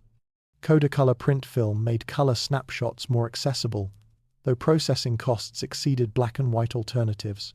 Polaroid introduced color instant film, enabling immediate color photographs despite higher costs and initially inferior quality compared to conventional film. Professional photographers increasingly adopted color for commercial, fashion, and advertising work, though photojournalism remained predominantly black and white. Color processing required specialized equipment and chemistry, unavailable for home development, making photographers dependent on commercial labs. Magazines like National Geographic showcased stunning color photography, demonstrating the medium's artistic potential beyond mere documentation. Color slides became popular for home presentations, with families gathering for slideshows documenting vacations and celebrations. However, color film's expense, processing costs, and technical demands meant casual photographers often chose economical black and white alternatives. Color photography represented technological advancement and increasing consumer sophistication, establishing expectations for color reproduction that would eventually make black and white seem quaint rather than standard, fundamentally changing visual culture and memory preservation. 68. Advances in transportation, interstate highways. The interstate highway system, authorized by President Eisenhower in 1956, expanded dramatically throughout the 1960s, fundamentally transforming American transportation and settlement patterns. These limited access, divided highways enabled high-speed travel between cities, reducing journey times dramatically. The system's construction represented the largest public works project in history, requiring massive federal investment and complex engineering, overcoming geographical obstacles. Interstates bypass small towns, devastating local businesses dependent on through traffic, while creating new commercial strips at highway exits. The highways facilitated suburbanization, making lengthy commutes feasible and enabling residential development far from urban employment centers. Long-distance trucking became increasingly economical, reshaping freight transportation away from railroads. Interstate travel encouraged tourism, with families embarking on cross-country road trips previously impractical. The system's standardization, consistent signage, exit numbering, design standards made navigation simpler and travel safer. However, urban interstate construction often destroyed established neighborhoods, disproportionately affecting minority communities through discriminatory routing decisions. The highways represented American mobility ideals, technological capability, and automobile culture's dominance. They enabled economic integration, connecting regions, and facilitating commerce, while inadvertently contributing to urban decline, suburban sprawl, and petroleum dependency that would create challenges in subsequent decades. 69. Household water heaters and plumbing innovations. Household plumbing and water heating technologies improved significantly during the 1960s, making hot water availability a standard expectation rather than luxury. Gas and electric water heaters became nearly universal in American homes, with tank capacities increasing to meet growing demand from automatic washing machines, dishwashers, and multiple bathrooms. Improved insulation, reduced heat loss and operating costs. Copper piping increasingly replaced galvanized steel, improving water quality and reducing corrosion problems. Plastic pipes, PVC, began appearing for drainage, and eventually supply lines, simplifying installation and reducing costs. Multiple bathrooms became standard in new construction, with many homes featuring master bathrooms attached to primary bedrooms, a luxury previously limited to wealthy households. Shower divided by tub combinations, improved fixtures, and better water pressure enhanced bathing experiences. Septic system improvements and municipal sewer expansion made indoor plumbing nearly universal even in rural areas. These advances reflected rising living standards and expectations for convenience and comfort. Access to unlimited hot water enabled different hygiene practices daily. Showering became standard rather than weekly bathing. These infrastructure improvements were largely invisible, but fundamentally impacted daily life, quality, health, and domestic labor, representing post-war prosperity's tangible benefits while establishing consumption patterns requiring significant energy and water resources. 70. First moon landing preparations underway. The 1960s witnessed intensive preparations for lunar landing, culminating in Apollo 11's historic July 1969 achievement. NASA's Apollo program, announced in 1961, required developing unprecedented technologies: massive Saturn V rockets, lunar modules, sophisticated computers, life support systems, and navigation capabilities. The Gemini program, 1965-66, tested essential techniques: spacewalking, orbital rendezvous, long-duration missions necessary for lunar voyages. Unmanned Ranger, Surveyor, and lunar orbiter missions photographed and analyzed the moon's surface, identifying safe landing sites. Apollo 1's tragic 1967 fire, killing 3 astronauts during ground testing, temporarily halted progress, while NASA implemented comprehensive safety improvements. Apollo 8's December 1968 lunar orbit demonstrated navigation systems and photographed Earth rising over lunar horizon, an image profoundly affecting environmental consciousness. Apollo 9 and 10 conducted dress rehearsals, testing all systems except actual landing. These preparations required coordinating thousands of contractors, hundreds of thousands of workers, and budgets reaching billions of dollars. The effort demonstrated American organizational capability, technological prowess, and national commitment to Kennedy's challenge. The moon landing represented humanity's greatest exploration achievement, vindicating enormous investments while inspiring generations about human potential, scientific capability, and collective ambition's power to achieve seemingly impossible goals. 71. Popular cars: Ford Mustang, Chevy Impala. The 1960s produced iconic American automobiles that defined automotive culture and remain celebrated today. The Ford Mustang, introduced in April 1964, revolutionized the market by creating the pony car segment: affordable, stylish, sporty vehicles appealing to youth markets. Priced under $2,500, featuring long hood and short deck proportions, the Mustang sold over 1 million units within 2 years, becoming a cultural phenomenon. Buyers could customize extensively, from economical 6-cylinder engines to powerful V8s, creating personalized expressions. The Chevrolet Impala represented another extreme full-size family cars, emphasizing space, comfort, and style. The 1964 Impala, particularly the SS Super Sport version, combined family practicality with performance, becoming one of the decade's best-selling vehicles. These cars featured dramatic styling, chrome accents, distinctive grilles, and sculptured bodies reflecting optimistic design philosophies. Bench seats accommodated 6 passengers, while massive trunks swallowed luggage for family vacations. Both vehicles appeared prominently in popular culture, television shows, movies, and music, cementing their iconic status. They represented American automotive industry's peak before foreign competition and fuel crises would challenge Detroit's dominance. These cars embodied freedom, prosperity, and American identity, establishing emotional connections with owners that transcended mere transportation, creating collectible classics worth significantly more today than original prices. 72. Air travel becoming accessible for families.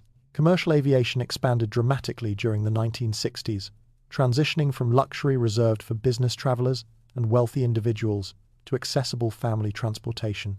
Jet aircraft like the Boeing 707 and Douglas DC-8 reduced flight time significantly, making cross-country travel feasible for weekend trips rather than multi-day journeys. Airlines increased capacity and competition, gradually reducing fares, though flying remained considerably more expensive than current prices adjusted for inflation. Charter flights and package tours made international travel accessible to middle-class families, opening European vacations to Americans who previously never imagined overseas travel. Airport construction boomed, with modern terminals featuring jet bridges, improved amenities, and expanded capacities. Airlines marketed flying as glamorous experience, with elegant cabins, complimentary meals, and attentive service from well-dressed flight attendants. Families dressed formally for flights, treating air travel as special occasions. However, flying lacked modern conveniences, no in-flight entertainment systems, minimal legroom, and smoking sections contaminating cabin air. Despite limitations, aviation's democratization transformed American tourism, business practices, and family connections, enabling coast-to-coast family gatherings and vacations previously impractical. This accessibility expansion established air travel as standard rather than exceptional, fundamentally shrinking perceived distances and enabling mobility patterns defining modern life. 73. Expansion of interstate highways. The interstate highway system's expansion throughout the 1960s fundamentally restructured American geography, economy, and culture. Federal funding covered 90% of construction costs, incentivizing states to build aggressively. By decade's end, over 35,000 miles of interstate highways crisscrossed the nation, with construction continuing into subsequent decades until reaching over 46,000 miles. These limited-access highways featured minimum design standards, multiple lanes, grade-separated interchanges, gentle curves, and controlled access, enabling sustained high speeds safely. Construction employed hundreds of thousands of workers, stimulating regional economies while permanently altering landscapes. Urban interstates proved controversial, often destroying established neighborhoods and bisecting communities, with routing decisions frequently targeting minority areas with minimal political power. Suburban development accelerated as highways made distant locations accessible, fueling sprawl and automobile dependency. Long-distance travel became faster and more predictable, encouraging tourism and facilitating commerce. Trucking industry expanded dramatically, challenging railroads' freight dominance. The system embodied Cold War military planning, enabling rapid troop and supply movement during potential invasions while serving overwhelmingly civilian purposes. Interstate expansion represented American confidence in technological solutions, automobile culture's triumph, and federal government's capacity for massive infrastructure projects, establishing transportation patterns and development consequences, affecting American society profoundly for generations. 74. Road trip, culture and motels.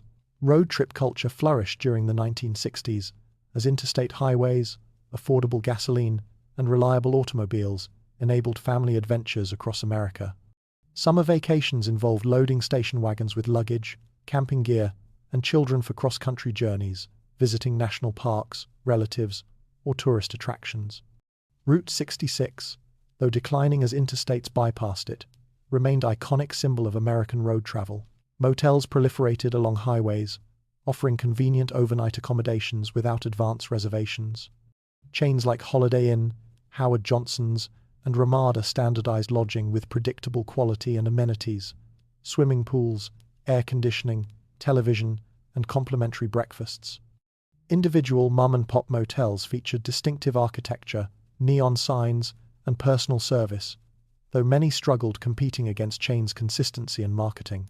Roadside attractions, giant statues, mystery spots, reptile farms, and tourist traps entertained travelers and broke journey monotony. These establishments competed for attention through elaborate billboards announcing attractions hundreds of miles ahead.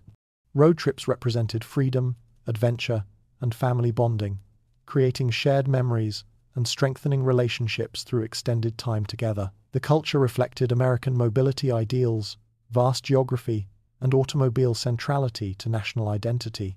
Road trips established vacation patterns and tourism infrastructure supporting countless communities economically, while creating nostalgic associations with simpler travel era before air travel dominance. 75. Gas stations as social hubs. Gas stations during the 1960s functioned as community gathering places beyond mere fuel dispensaries. Full-service stations employed attendants who pumped gas, checked oil, cleaned windshields, and inspected tires, services included in gas price, creating personal relationships between station operators and regular customers. Many stations featured repair bays where mechanics performed maintenance and repairs, making them essential community resources. Attendants often knew customers by name, inquired about families, and offered advice on vehicle problems. These interactions created social connections, strengthening community bonds, particularly in small towns where gas stations served as informal meeting places where locals gathered, exchanged news, and discussed community affairs. Stations often sold snacks, sodas, and convenience items before dedicated convenience stores emerged. Promotional campaigns offered collectible glassware, dishes, or trading stamps, building customer loyalty. Station architecture featured distinctive designs and prominent signage, attracting motorists, rotating signs, bright colors, and brand symbols creating landmarks. Attendants wore uniforms representing their employers, taking pride in service quality. This personal service model gradually disappeared as self-service stations emerged later, reducing costs but eliminating social interactions. 60s gas stations represented community institutions, providing not just fuel but social connection, local knowledge, and personal service, reflecting different eras' business practices and community values. 76. First, commercial jetliners. Commercial jetliners revolutionized air travel during the late 1950s and throughout the 60s, dramatically reducing flight times and increasing capacity. The Boeing 707, introduced in 1958, initiated the jet age with transcontinental flights halved to approximately 5 hours compared to propeller aircraft's 10-hour journeys. The Douglas DC-8 competed directly, while Boeing's 727 became the first successful short to medium-range jet, perfect for regional routes. These aircraft featured pressurized cabins, enabling higher altitude cruising above weather turbulence, improving passenger comfort significantly. Jet engines provided unprecedented reliability and reduced maintenance, compared to complex piston engines, improving safety and reducing operational costs. Airlines rapidly retired propeller fleets, with jets dominating major routes by mid-decade. The Boeing 737, introduced in 1968, became history's best-selling commercial jet, serving smaller airports and routes economically. Passenger capacity increased substantially. Jets carried 150 to 200 passengers, compared to propeller aircraft's typical 50 to 80 seats. These improvements made flying more accessible and practical, though initial jet travel was considerably louder and less refined than modern flights. Jetliner development represented tremendous engineering achievements, transforming aviation from adventurous undertaking to reliable transportation mode. The technology shrank the world, enabling business practices, tourism, and personal connections impossible previously, fundamentally restructuring global economics and cultures. 77. Amtrak and early train travel. Passenger rail service declined precipitously during the 1960s as automobiles and airlines captured travelers, leading to deteriorating service and equipment. Major railroads reduced passenger operations, viewing them as unprofitable obligations distracting from lucrative freight business. Iconic name trains, the Super Chief, Broadway Limited, 20th Century Limited, continued operating but with declining ridership and aging equipment. The journey itself remained appealing for scenic routes and romantic associations, though practical travelers chose faster airlines or flexible automobiles. Dining cars, sleeping compartments, and observation lounges offered amenities unavailable in other transportation modes, attracting enthusiasts and leisure travelers despite longer journey times. However, financial losses mounted as passenger numbers declined, with railroads petitioning government to abandon service obligations. This crisis led to Amtrak's creation in 1971, planned during late 60s, nationalizing passenger rail service while allowing freight railroads to exit the business. The 60s represented passenger rail's nadir between Golden Age dominance and Amtrak's government-supported revival. Train travel's decline reflected changing transportation, economics, technology shifts, and policy decisions favoring highways and aviation. Despite diminishment, trains retained nostalgic appeal and practical advantages for specific routes, maintaining presence in American transportation, though vastly reduced from earlier prominence when railroads dominated long-distance travel. 78. Rise of car dealerships and suburban parking lots. Automobile dealerships expanded dramatically during the 1960s, reflecting increasing car sales and suburban development. Massive lots displayed hundreds of new vehicles in bright colors with prominent price stickers, enabling comparison shopping impossible in previous eras. Dealers invested in elaborate facilities featuring showrooms with gleaming floors, comfortable seating, and sales staff trained in persuasive techniques.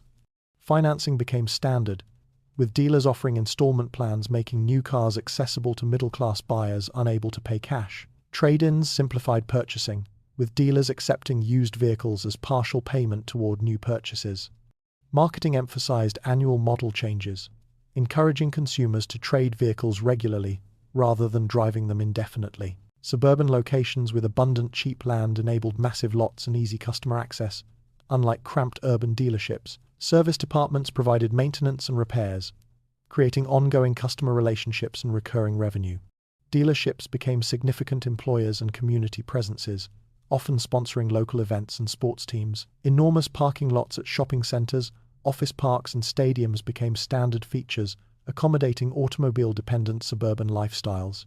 These vast paved expanses reflected automobile centrality to American life, prioritizing vehicle storage over aesthetic or environmental considerations.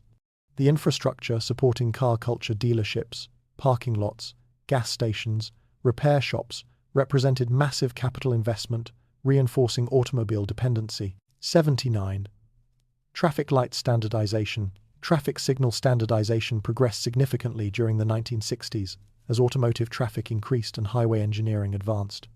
Though traffic lights existed since the 1920s, the 60s saw systematic standardization of colors, positioning, timing, and coordination. Red, yellow, green color sequences became universal, with consistent meanings across jurisdictions, eliminating confusion. Signal placement standardized with lights positioned at intersection corners and increasingly on overhead gantries visible from distance. Engineers developed coordinated signal systems enabling green waves, where synchronized timing allowed continuous traffic flow along major arterials. This coordination improved traffic efficiency significantly, though requiring sophisticated control systems and careful timing calculations. Left turn signals and arrows became more common, improving intersection safety and throughput. Pedestrian signals with walk divided by don't walk indications enhanced safety for foot traffic. Some jurisdictions experimented with computer-controlled adaptive systems, adjusting timing based on traffic volumes, presaging modern intelligent transportation systems. The Manual on Uniform Traffic Control Devices standardized signage and signals nationwide, improving safety for interstate travelers unfamiliar with local conventions. Traffic engineering emerged as sophisticated discipline, applying mathematical modeling and empirical observation to optimize flow. These standardization efforts reflected growing automobile traffic volumes, requiring systematic management, establishing infrastructure and practices supporting car-dependent development patterns while attempting to maintain safety and efficiency despite increasing congestion. 80.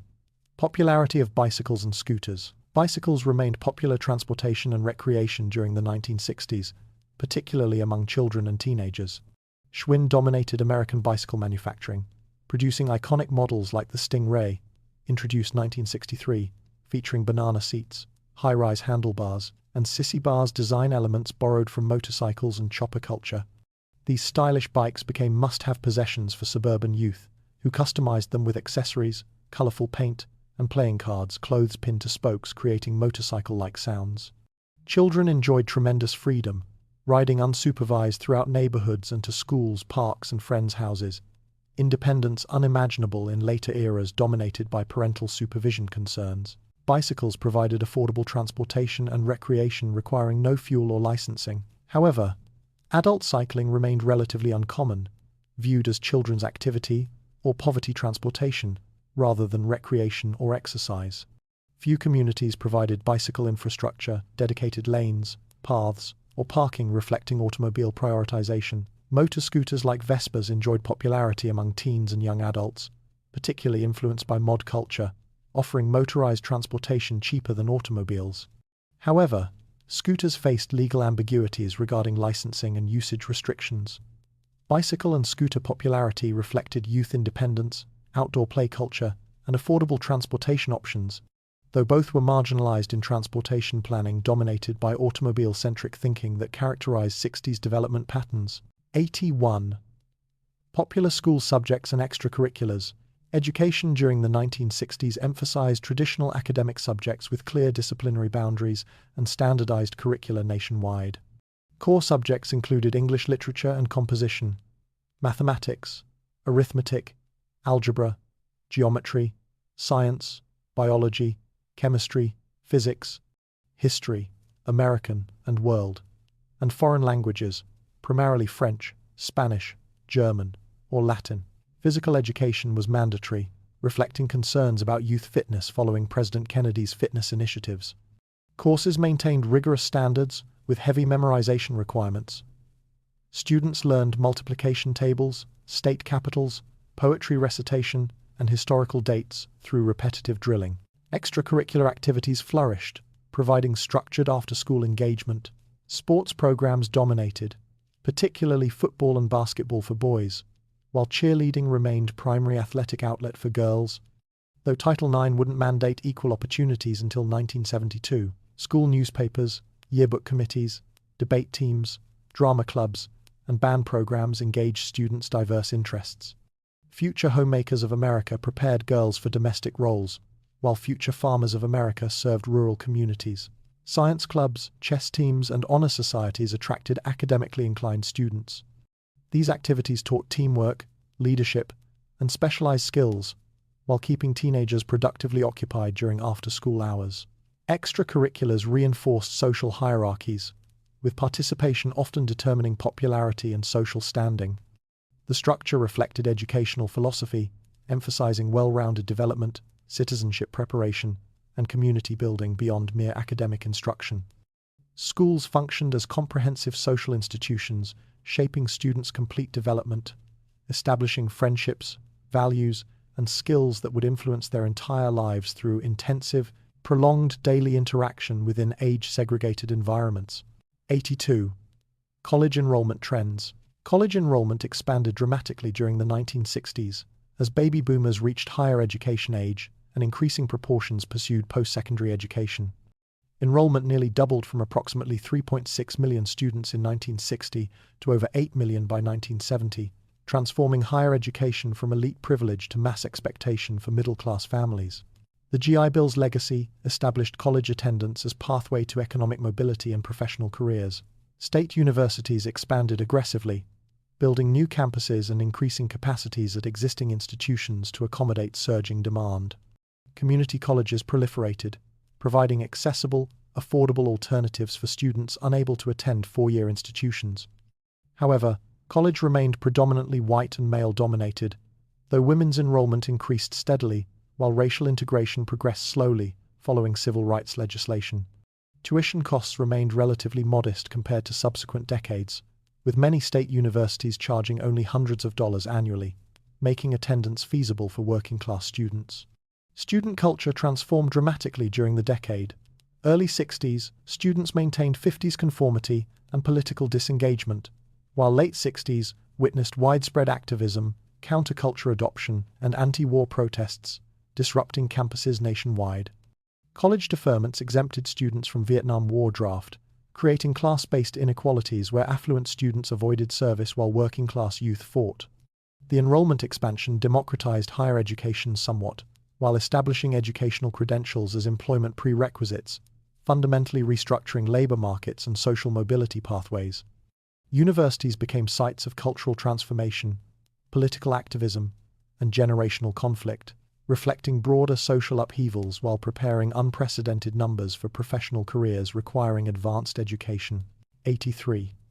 Role of secretaries and office technology. Secretaries occupied crucial positions in 1960s office environments, performing essential administrative functions while navigating complex gender dynamics and technological transitions.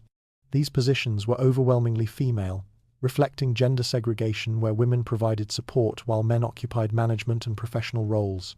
Secretaries' responsibilities included typing, correspondence and documents, answering telephones, scheduling appointments, filing paperwork, taking shorthand dictation, greeting visitors, and managing office supplies.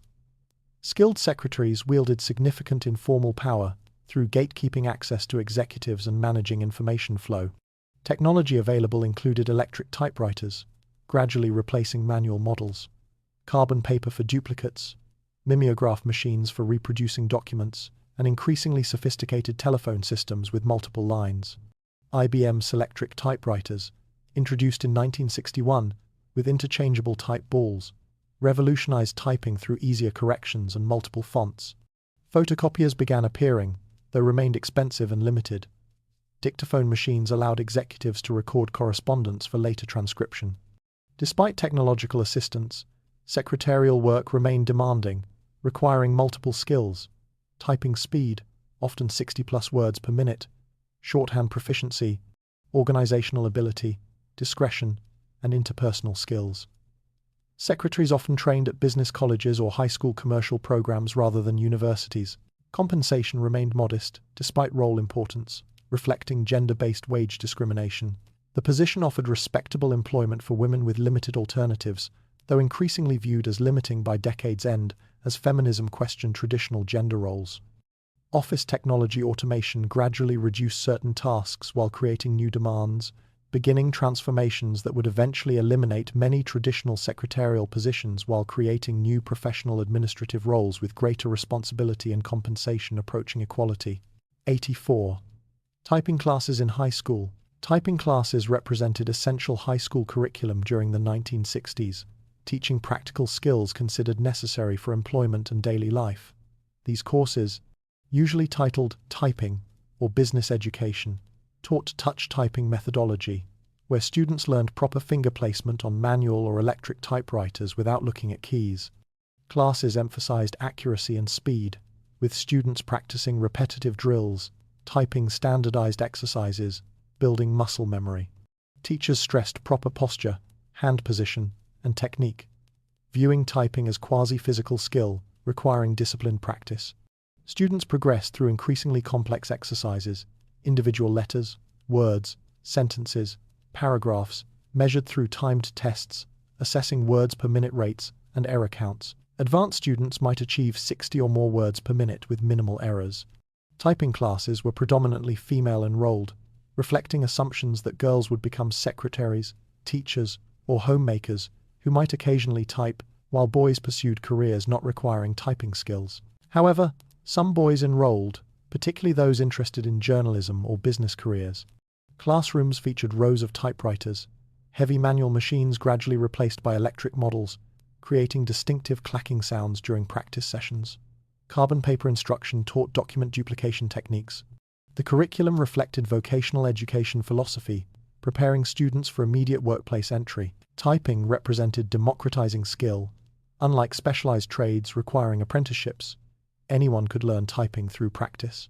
The emphasis on typing instruction seems quaint, given universal computer literacy expectations today, but represented practical recognition that typewriters dominated office work, personal correspondence, and countless professional applications requiring documented communication. 85. Vocational education programs. Vocational education flourished during the 1960s, providing alternative pathways for students not pursuing college, while training skilled workers for industries requiring technical expertise.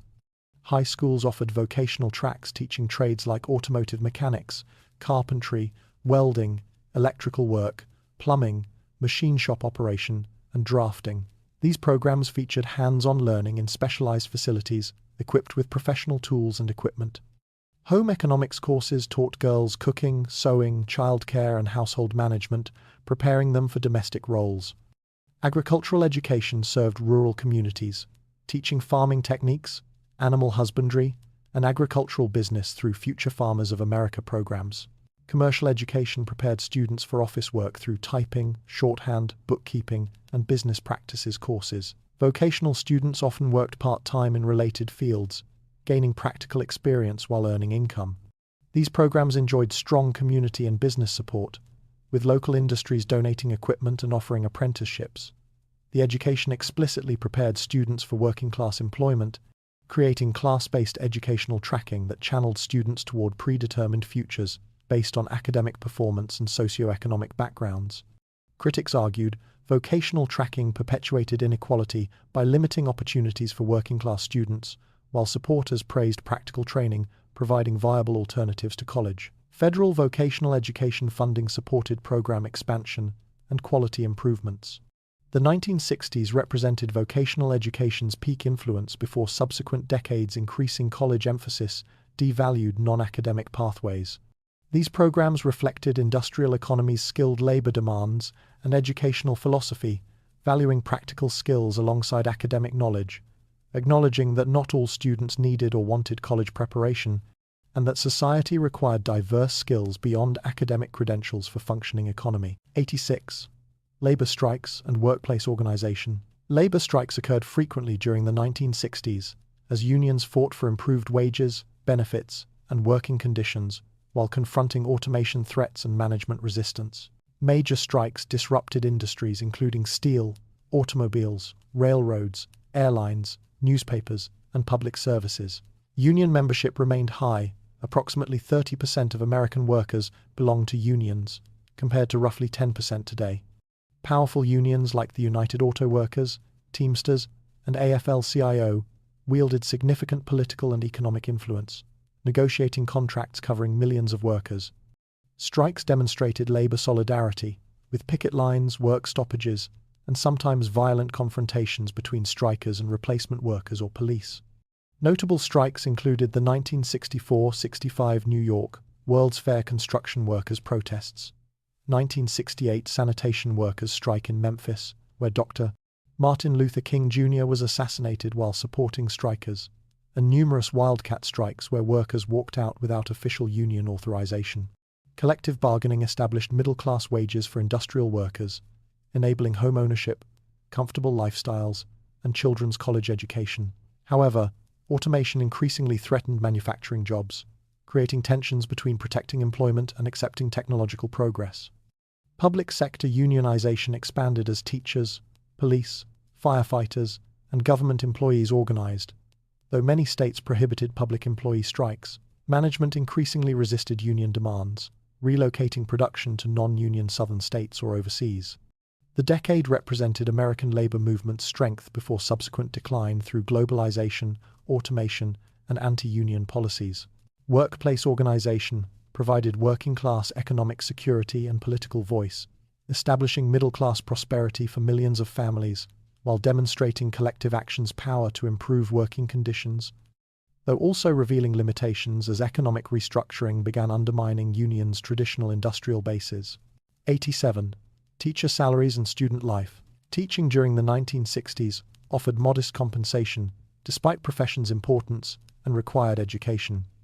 Average teacher salaries ranged from approximately $5,000 to $7,000 annually, equivalent to roughly $40,000 to $60,000 today. Barely middle-class incomes requiring spousal employment for comfortable living. Many teachers supplemented incomes through summer jobs, after-school tutoring, or coaching positions. Salaries varied dramatically by region, with northeastern and western states paying significantly more than southern states. Teacher preparation required bachelor's degrees, often from normal schools or education colleges, with many pursuing master's degrees for salary increases. Profession remained female-dominated in elementary grades, while men dominated high school positions and administrative roles commanding higher salaries. Teachers enjoyed community respect and stability, though faced increasing scrutiny regarding curriculum, discipline methods, and political views as 60s cultural conflicts intensified. Student life emphasized structure, discipline, and conformity, with strict dress codes, behavioral expectations, and respect for authority. Classrooms featured rows of desks facing teachers at front, chalkboards, overhead projectors, and limited visual aids. Class sizes often exceeded 30 students, requiring strong classroom management skills. Corporal punishment remained legal and common, with paddling used to enforce discipline. Students addressed teachers formally as Miss, Mrs., or Mr., followed by surnames. School days followed rigid schedules with bells signaling period changes. Extracurricular participation was encouraged, and most students walked or biked to neighborhood schools. Student culture varied dramatically between early and late decade.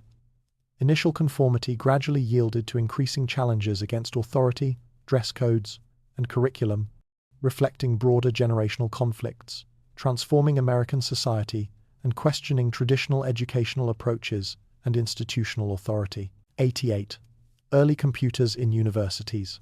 Universities during the 1960s housed early computers, massive, expensive machines, requiring specialized facilities, dedicated operators, and consuming enormous electricity. These mainframe computers, manufactured by IBM, Univac, and other companies, occupied entire rooms with climate control systems preventing overheating. Processing power was infinitesimal compared to modern smartphones, yet represented cutting-edge technology, enabling previously impossible calculations. Universities used computers for scientific research, engineering calculations, statistical analysis, and administrative tasks like payroll and student records. Computer science emerged as academic discipline, with pioneering programs at institutions like MIT, Stanford, and Carnegie Mellon training first generation of computer scientists and programmers. Students submitted programs via punched cards, stiff paper cards with holes encoding instructions, and data waiting hours or days for processing results. Time-sharing systems began emerging, allowing multiple users to access computers simultaneously through terminals, though batch processing remained common. Programming languages like Fortran, COBOL, and BASIC enabled more accessible programming compared to machine code. Computer access was severely limited. Only specialized students and faculty could use machines, typically graduate students and researchers rather than undergraduates. The machines seemed mysterious and intimidating, operated by technical priesthood, understanding esoteric commands and procedures. Few imagined computers' future ubiquity. They seemed forever destined to be specialized research tools rather than consumer products. Universities' computer facilities represented enormous investments, often funded by government grants, recognizing computing's research and military applications. These early systems established computer science discipline, trained initial generations of programmers and engineers, and demonstrated computing's transformative potential, though practical applications remained limited, and most students graduated, never having touched computers that would eventually transform virtually every profession and daily life aspect. 89. Library trends and book lending. Public and school libraries during the 1960s served as essential information, resources, and community gathering places, operating through card catalog systems and manual record-keeping decades before computerization. Librarians maintained meticulous filing systems with index cards documenting every book's title, author, subject, and location using Dewey Decimal or Library of Congress classification systems. Patrons searched wooden card catalog cabinets, pulling drawers to locate desired materials. Checkout procedures involved stamping due dates in books and maintaining paper circulation records. Overdue fines encouraged timely returns, though enforcement varied. Libraries emphasized quiet study environments, with stern librarians maintaining order and assisting patrons' research needs. Collections emphasized reference materials, classic literature, educational content, and popular fiction. Though controversial materials might be restricted or excluded, children's sections featured story times, summer reading programs, and encouragement of lifelong reading habits. Bookmobiles brought library services to rural areas and underserved neighborhoods, parking in communities on regular schedules. Library usage remained high before television, and later technologies provided alternative entertainment and information sources. Librarians held professional status requiring master's degrees, serving as information specialists, literacy advocates, and community educators. Budget constraints, limited collections, and hours, though libraries enjoyed strong community support. The profession was predominantly female, reflecting gender patterns in education and service professions. Interlibrary loan systems enabled resource sharing between institutions, though requesting materials from distant libraries required weeks. Libraries represented democratic access to information and culture, providing free resources to all regardless of economic status, embodying public education ideals while serving as quiet retreats from increasingly hectic modern life, establishing reading culture and information literacy that would face challenges from emerging technologies. 90. Role of women entering the workforce. Women's workforce participation increased significantly during the 1960s, though gender segregation, discrimination, and unequal compensation remained pervasive. Approximately 40% of women worked outside homes by decade's end, up from roughly 35% at the beginning, with married women representing the fastest-growing segment. Economic necessity drove many families toward dual incomes, as inflation and rising living standards made single-income households increasingly inadequate. Women concentrated in traditionally female occupations: secretaries, teachers, nurses, retail clerks, waitresses, and domestic workers. These positions typically offered lower wages than male-dominated fields requiring similar skills. Professional careers remained limited, with few women becoming doctors, lawyers, engineers, or executives. Help-wanted advertisements legally segregated by gender, listing male and female positions separately. Employers openly discriminated, refusing to hire or promote women for positions deemed unsuitable. Pregnancy often meant automatic termination, with no legal protections or maternity leave. The Equal Pay Act, 1963, prohibited wage discrimination based on gender, though enforcement proved difficult and loopholes remained. Betty Friedan's The Feminine Mystique, 1963, articulated educated women's dissatisfaction with domestic confinement, catalyzing second-wave feminism. The National Organization for Women, founded in 1966, advocated for workplace equality, reproductive rights, and ending discrimination. Despite progress, working women faced the double burden of employment, plus continued responsibility for housework and childcare, with husbands rarely sharing domestic labor equitably. Workplace sexual harassment was ubiquitous, unnamed, and socially accepted. The decade represented a transitional period where women's workforce participation accelerated while structural discrimination persisted, establishing tensions between traditional gender expectations and emerging egalitarian ideals that would intensify in subsequent decades. Fundamentally challenging assumptions about women's capabilities, appropriate roles, and economic contributions. 91. Popular toys and board games. The 1960s produced iconic toys and board games that defined childhood experiences and remain culturally significant today. Barbie dolls continued dominating girls' toy markets, with expanding wardrobes, accessories, and friends creating comprehensive fantasy worlds. G.I. Joe, introduced in 1964, pioneered the action figure concept, providing boys' military-themed dolls acceptable within masculine norms. The term action figure specifically avoided doll associations deemed inappropriate for boys. Board games flourished as family entertainment. Monopoly remained perennially popular, while newer games like Risk, Strategic World Conquest, Stratego, Military Strategy, and The Game of Life, simulating life choices and outcomes, engaged families for hours. Outdoor toys included hula hoops, frisbees, slip and slides, and super balls. Simple pleasures providing active entertainment. Building toys like Lego bricks, Lincoln logs, and erector sets encouraged creativity and engineering skills. Model kits for cars, airplanes, and ships taught patience and precision, particularly popular among boys. Easy bake ovens allowed girls to bake tiny cakes using light bulb heat, teaching cooking through miniaturized domestic replication. Etch a Sketch, 1960. Provided innovative drawing experiences through mechanical screens controlled by knobs. Slot car racing sets captivated boys with miniature motorized cars racing on electric tracks. Rock'em Sock'em Robots, 1966, featured battling plastic boxers controlled by players. These toys reflected cultural values, gender roles, consumerism, technological optimism, while providing entertainment before video games and electronic diversions. Toy marketing aggressively targeted children through Saturday morning television advertising, creating desire for latest products. Christmas wish lists and birthday requests revolved around advertised toys, making manufacturers wealthy while establishing consumption patterns and brand loyalties beginning in childhood that would persist throughout lives. 92. Grocery store packaging changes.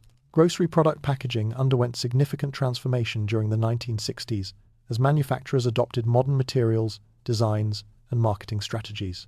Plastic packaging increasingly replaced traditional paper, cardboard, and glass containers, offering lighter weight, durability, and design flexibility. Resealable plastic bags, squeeze bottles, and molded plastic containers appeared across product categories. Manufacturers embraced color photography and professional graphic design, creating visually appealing packages catching consumers' attention in increasingly crowded store aisles. Brand mascots and logos became more sophisticated and memorable. Tony the Tiger, the Jolly Green Giant, and countless others became cultural icons recognizable beyond products themselves. Nutritional information appeared more consistently, though detailed labeling requirements remained minimal compared to current standards. Portion sizes increased as manufacturers competed for shelf presence and consumer attention, with family size and economy size options proliferating. Convenience foods expanded dramatically. Frozen dinners, instant mixes, and pre-packaged meals promised time savings for busy homemakers. TV dinners in compartmentalized aluminum trays became enormously popular, allowing families to eat while watching television. Unit pricing remained uncommon, making price comparisons difficult and favoring established brands over generic alternatives. Packaging innovations like aerosol cans, flip-top boxes, and pop-top cans improved usability while generating waste concerns that wouldn't be seriously addressed for decades. Environmental impacts of disposable packaging were barely considered, with convenience prioritized over sustainability. The packaging revolution reflected advertising industry sophistication, consumer culture maturation, and manufacturing technological advances. Supermarket shelves became colorful displays where packages competed through visual appeal, psychological manipulation, and brand recognition, rather than merely functional product protection, fundamentally changing how consumers encountered and selected products, while establishing marketing practices and consumption patterns that increasingly prioritized appearance, convenience, and brand identity over utilitarian functionality or environmental responsibility. 93. Public swimming pools and recreation. Public swimming pools served as vital community recreation centers during the 1960s, providing affordable entertainment, exercise, and social spaces, particularly during summer months. Municipal pools built through New Deal programs or post-war expansion offered swimming lessons, recreational swimming, and competitive swim teams. These facilities democratized swimming access, enabling children from families unable to afford private club memberships or beach vacations to learn swimming and enjoy aquatic recreation. Pools established strict rules regarding behavior, hygiene, and safety, with lifeguards maintaining order and preventing accidents. Many communities required swimming proficiency tests before allowing children to access deep ends or diving boards. Gender-segregated changing rooms, mandatory showers before entering, and periodic bathroom breaks maintained hygiene standards. Swimming lessons taught thousands of children essential water safety skills through Red Cross programs and municipal recreation departments. However, pools also reflected and reinforced racial segregation, with many facilities excluding African Americans or maintaining separate colored swimming days until civil rights legislation and activism forced integration. These integration conflicts sometimes turned violent, with white communities occasionally closing public pools rather than sharing them with black residents. Pool parties and teen swim sessions became important social events, where adolescents interacted, flirted, and established peer relationships. The facilities represented community investment in public recreation and health, reflecting philosophies valuing accessible leisure opportunities for all residents regardless of economic status. Pools fostered community bonds through shared experiences, taught valuable skills, promoted physical fitness, and provided relief from summer heat in an era before widespread home air conditioning, establishing recreational patterns and childhood memories that influenced entire generations while simultaneously revealing deep-seated racial prejudices and resistance to social equality that characterized American societies. Gradual, contested transformation toward integration. 94. Small-town festivals and fairs. Small-town festivals and county fairs flourished during the 1960s, serving as vital community celebrations, agricultural exhibitions, and social gatherings, strengthening rural and small-town bonds. County fairs featured livestock competitions, where farmers and youth, particularly 4-H and FFA members, displayed cattle, pigs, chickens, and other animals, competing for ribbons and prizes, recognizing superior breeding and husbandry. Agricultural exhibits showcased produce, preserves, baked goods, and crafts, with competitions judging quality and awarding recognition. Carnival midways featured rides operated by traveling companies, Ferris wheels, tilt-a-whirls, bumper cars, and various spinning contraptions providing thrills. Game booths offered chances to win stuffed animals through ring tosses, balloon darts, and shooting galleries. Vendors sold cotton candy, candy apples, corn dogs, funnel cakes, and other treats consumed despite dubious nutrition. Beauty pageants crowned queens representing communities, though these competitions would later face criticism regarding objectification and limited definitions of beauty. Talent shows, demolition derbies, tractor pulls, and live entertainment provided varied attractions. These events maintained agricultural heritage connections, even as farming mechanized and rural populations declined. Harvest festivals, Founders' Day celebrations, and seasonal events, strawberry festivals, pumpkin festivals, marked calendar rhythms and celebrated local products and history. These gatherings provided rare opportunities for geographically dispersed rural residents to gather, reconnect with neighbors, and maintain community identity. They combined commerce, competition, entertainment, and tradition, serving social functions beyond mere recreation. For children, annual fairs represented magical highlights, promising excitement, treats, and freedom to explore with friends. These events preserved cultural traditions, supported local economies, strengthened community bonds, and provided continuity with agricultural past even as American society urbanized and modernized, offering nostalgic retreats to simpler times, while creating shared experiences and memories binding communities together across generational and social divisions. 95. Telephones as household staples. Telephones during the 1960s were essential household fixtures, though operation and norms differed dramatically from contemporary mobile communication. Most homes had single landline phones, often owned by telephone companies and leased to customers, with equipment included in monthly service charges. Rotary dial phones predominated. Users dialed numbers by inserting fingers into numbered holes and rotating dial clockwise, releasing it to send pulses identifying digits. This mechanical process required patience and accuracy, as misdials necessitated starting over. Phone numbers followed exchange name systems transitioning to all numeric dialing, with 7-digit local numbers and area codes for long-distance calls.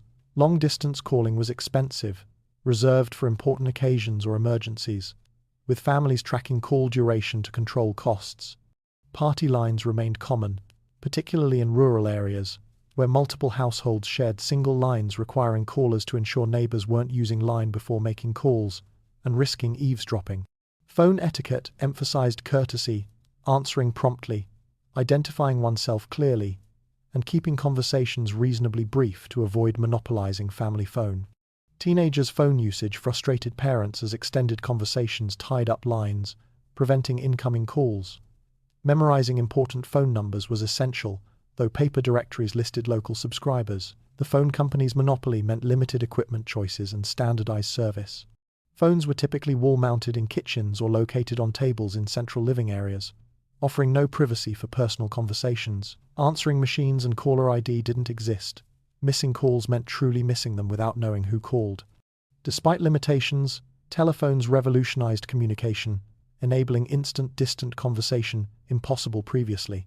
They connected families, facilitated business, enabled emergency assistance, and maintained social relationships across distances. The phone represented modernity and connection, though usage patterns reflected costs, technical limitations, and social norms that maintained telephone conversations as special events rather than constant background communication characterizing current mobile phone culture. 96. Letter writing and pen pal culture. Letter writing remained primary personal correspondence method during the 1960s, maintaining distant relationships and providing thoughtful, preserved communication contrasting sharply with today's instant digital messaging. Handwritten letters on stationery demonstrated care and effort, with careful attention to penmanship, spelling, and expression. Writers shared news, thoughts, and feelings through multiple pages, creating intimate connections despite geographic separation. Families maintained correspondence with distant relatives. Soldiers wrote home from military service, college students updated parents, and romantic partners exchanged love letters during separations. Correspondence required patience. Letters took days to arrive, with responses taking additional days, creating week-long or longer delays between messages. This temporal distance encouraged thoughtful composition and anticipation of responses. Pen pal programs connected students across countries, promoting cultural exchange and foreign language practice. Magazines published pen pal advertisements enabling strangers to establish correspondence relationships, with some developing into lasting friendships or romances. Elementary schools encouraged letter writing skills through class assignments and pen pal exchanges. Proper letter format, date, salutation, body, closing, signature was taught explicitly as essential literacy skill.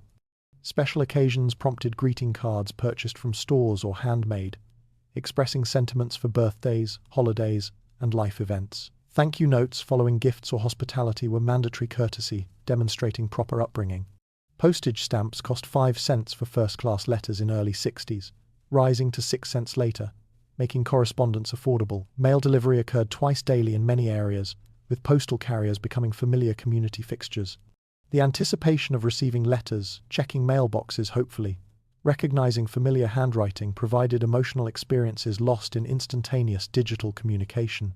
Letter writing's permanence meant communications could be saved, reread, and preserved, creating archives documenting lives and relationships with tangible artifacts connecting people across time and distance, establishing intimacy and thoughtfulness impossible in ephemeral, casual digital exchanges, dominating contemporary communication.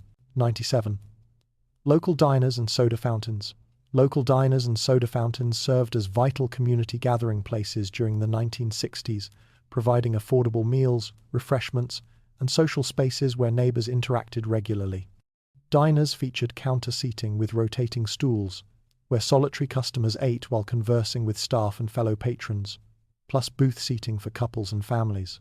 Menus offered straightforward American fare, burgers, sandwiches, meatloaf, fried chicken, breakfast, served all day, at prices enabling frequent visits. Blue Plate specials provided complete meals for under $2. Waitresses, almost exclusively women, knew regular customers by name, remembered preferences, and served as informal therapists and community information centers. Coffee refills were unlimited and expected, with bottomless cups facilitating extended conversations. Jukeboxes at each booth or table played popular songs for nickels or dimes, providing soundtrack to meals and socializing.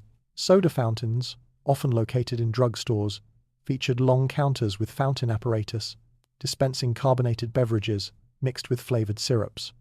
Soda jerks, fountain operators, prepared ice cream, sodas, milkshakes, malteds, and sundaes. Elaborate concoctions featuring multiple scoops, syrups, whipped cream, and cherries. Teenagers gathered at fountains after school and on weekend evenings, nursing sodas and milkshakes while socializing, flirting, and enjoying independence from parental supervision. Booths enabled couples to share sodas with 2 straws, iconic romantic imagery frequently depicted in popular culture. These establishments represented Main Street Americana, small-town character, and community cohesion, threatened by emerging fast food chains and suburban shopping malls. They provided neutral ground where different social classes mingled, community news circulated, and strangers became acquaintances. The personal service, familiar faces, and comfortable atmosphere created belonging feelings impossible in impersonal chain restaurants. Diners and fountains embodied slower pace, personal relationships, and community connections characterizing pre-corporate small-town American life, offering affordability, comfort, familiarity, and social connection that established them as irreplaceable community institutions despite eventual decline. 98. Comic strips and newspaper popularity. Daily newspapers enjoyed enormous readership during the 1960s, serving as primary news sources and featuring comic strips that attracted devoted followings spanning generations. Most households subscribed to morning or evening papers, with many receiving both plus weekend editions. Newspaper delivery boys, rarely girls, rode bicycles through neighborhoods before dawn, tossing folded papers onto porches, earning modest income and learning business responsibility through collection routes. Families established morning rituals around newspaper, reading fathers reading front sections while drinking coffee, mothers checking society pages and advertisements, children turning immediately to comics. Comic strips occupied full pages in many papers, featuring dozens of titles in both adventure and humor categories. Beloved strips like Peanuts, Charlie Brown, Blondie, Dennis the Menace, Beetle Bailey, Dick Tracy, Little Orphan Annie, and countless others provided daily installments audiences anticipated eagerly. Sunday Color Comics represented special treats with expanded strips and additional features. Readers developed long-term relationships with characters, following storylines for decades and feeling genuine emotional connections. Comic page placement and inclusion decisions generated intense reader reactions, with newspapers receiving complaints when eliminating beloved strips. Many people claimed reading comics first before news sections, demonstrating their importance beyond mere entertainment. Editorial cartoons provided political commentary through visual satire, influencing public opinion and providing different perspective on current events. Newspapers also featured advice columns, Dear Abby, Ann Landers, crossword puzzles, horoscopes, and serialized fiction, offering varied content beyond news. The paper represented comprehensive information package and entertainment source for modest subscription fees. Journalism maintained significant credibility and professional standards, with readers trusting printed news in ways later generations wouldn't trust media. The newspaper's physical presence, ink-stained fingers, rustling pages, clipped articles saved, created tangible relationship with information now lost in digital formats, while comic strips particularly established daily cultural continuity and shared references, binding diverse readerships together. 99. Photography as a hobby. Amateur photography flourished during the 1960s as cameras became more affordable, reliable, and user-friendly, enabling millions to document lives through personal images. Kodak dominated amateur photography with Instamatic cameras, introduced in 1963, featuring easy-loading cartridge film eliminating complex threading required by previous cameras. These simple point-and-shoot cameras democratized photography, making picture-taking accessible to virtually anyone. Film came in standardized formats, primarily 35mm or 126 cartridges, with rolls containing 12, 24, or 36 exposures. Photographers carefully composed shots, knowing limited frames required selectivity, unlike today's unlimited digital photography. After shooting entire rolls, film was sent or dropped at drugstores or photo shops for processing, requiring days or weeks before seeing results. This delay created anticipation and occasional disappointment, discovering improperly exposed or poorly composed images. Slide film produced positive transparencies shown through projectors, with families gathering for slideshows presenting vacation photographs and special events often tedious for viewers, but treasured by photographers. More serious amateur photographers use single-lens reflex cameras offering manual control, interchangeable lenses, and creative possibilities. Camera clubs provided community for enthusiasts who shared techniques, critiqued work, and organized photo expeditions. Darkroom work attracted hobbyists who developed film and printed photographs themselves, learning chemical processes and manipulation techniques, creating artistic effects. Photography magazines provided education, inspiration, and equipment reviews. The hobby combined technical skill, artistic vision, and documentation impulses. Family photographs captured milestones, vacations, and daily life, creating visual archives, preserving memories otherwise lost. Professional photographers maintained thriving businesses, shooting weddings, portraits, and commercial assignments. Photography represented accessible art form combining craft, technology, and creativity, enabling personal expression and memory preservation, while documenting historical moments from intimate family perspectives that supplemented professional journalism and created invaluable historical records, capturing ordinary life's textures. 100. Mail order catalogs and weekend deliveries. Mail order shopping through printed catalogs represented major retail channel during the 1960s, particularly for rural residents lacking access to urban department stores and diverse shopping options. Sears, Roebuck and Company, Montgomery Ward, and J.C. Penney published massive seasonal catalogs, often exceeding 1,000 pages, featuring extraordinary product ranges from clothing and appliances to tools and furniture. These thick publications arrived in mailboxes as anticipated events, particularly Christmas catalogs that children studied exhaustively, circling desired toys and creating wish lists. Catalog browsing provided entertainment during long winter evenings, with families discussing potential purchases and imagining product ownership. Ordering required completing forms, calculating totals, writing checks or money orders, and mailing everything to distant warehouses, then waiting weeks for delivery. This process demanded planning and patience foreign to modern instant gratification expectations. Products arrived via mail or freight companies, with package arrivals bringing excitement and anticipation. Return processes were cumbersome, requiring repacking and reshipping with no guarantee of satisfactory resolution. Despite inconveniences, catalogs offered selections impossible in local stores, competitive pricing, and shopping convenience. From home, particularly valuable for rural families traveling hours to reach significant shopping districts. Mail delivery occurred 6 days weekly, with Saturday deliveries providing weekend package arrivals. Postal carriers became familiar community fixtures, often knowing residents personally and providing informal news exchange and social connection. The catalog system reflected pre-internet retail distribution, connecting dispersed populations to centralized merchandise sources and demonstrating American commercial reach and logistical capabilities. These publications themselves became cultural artifacts, reference materials, entertainment sources, and historical documents capturing consumer goods, pricing, and cultural values. The mail order system established remote shopping patterns and distribution networks that would eventually enable e-commerce revolution, while catalog browsing experiences influenced how later generations would interact with online shopping platforms that replicated many catalog shopping aspects, while eliminating temporal delays and expanding selection exponentially. The 1960s were a time of charm, innovation, and everyday wonder. From homes to highways, music to fashion, life held small surprises waiting to be discovered.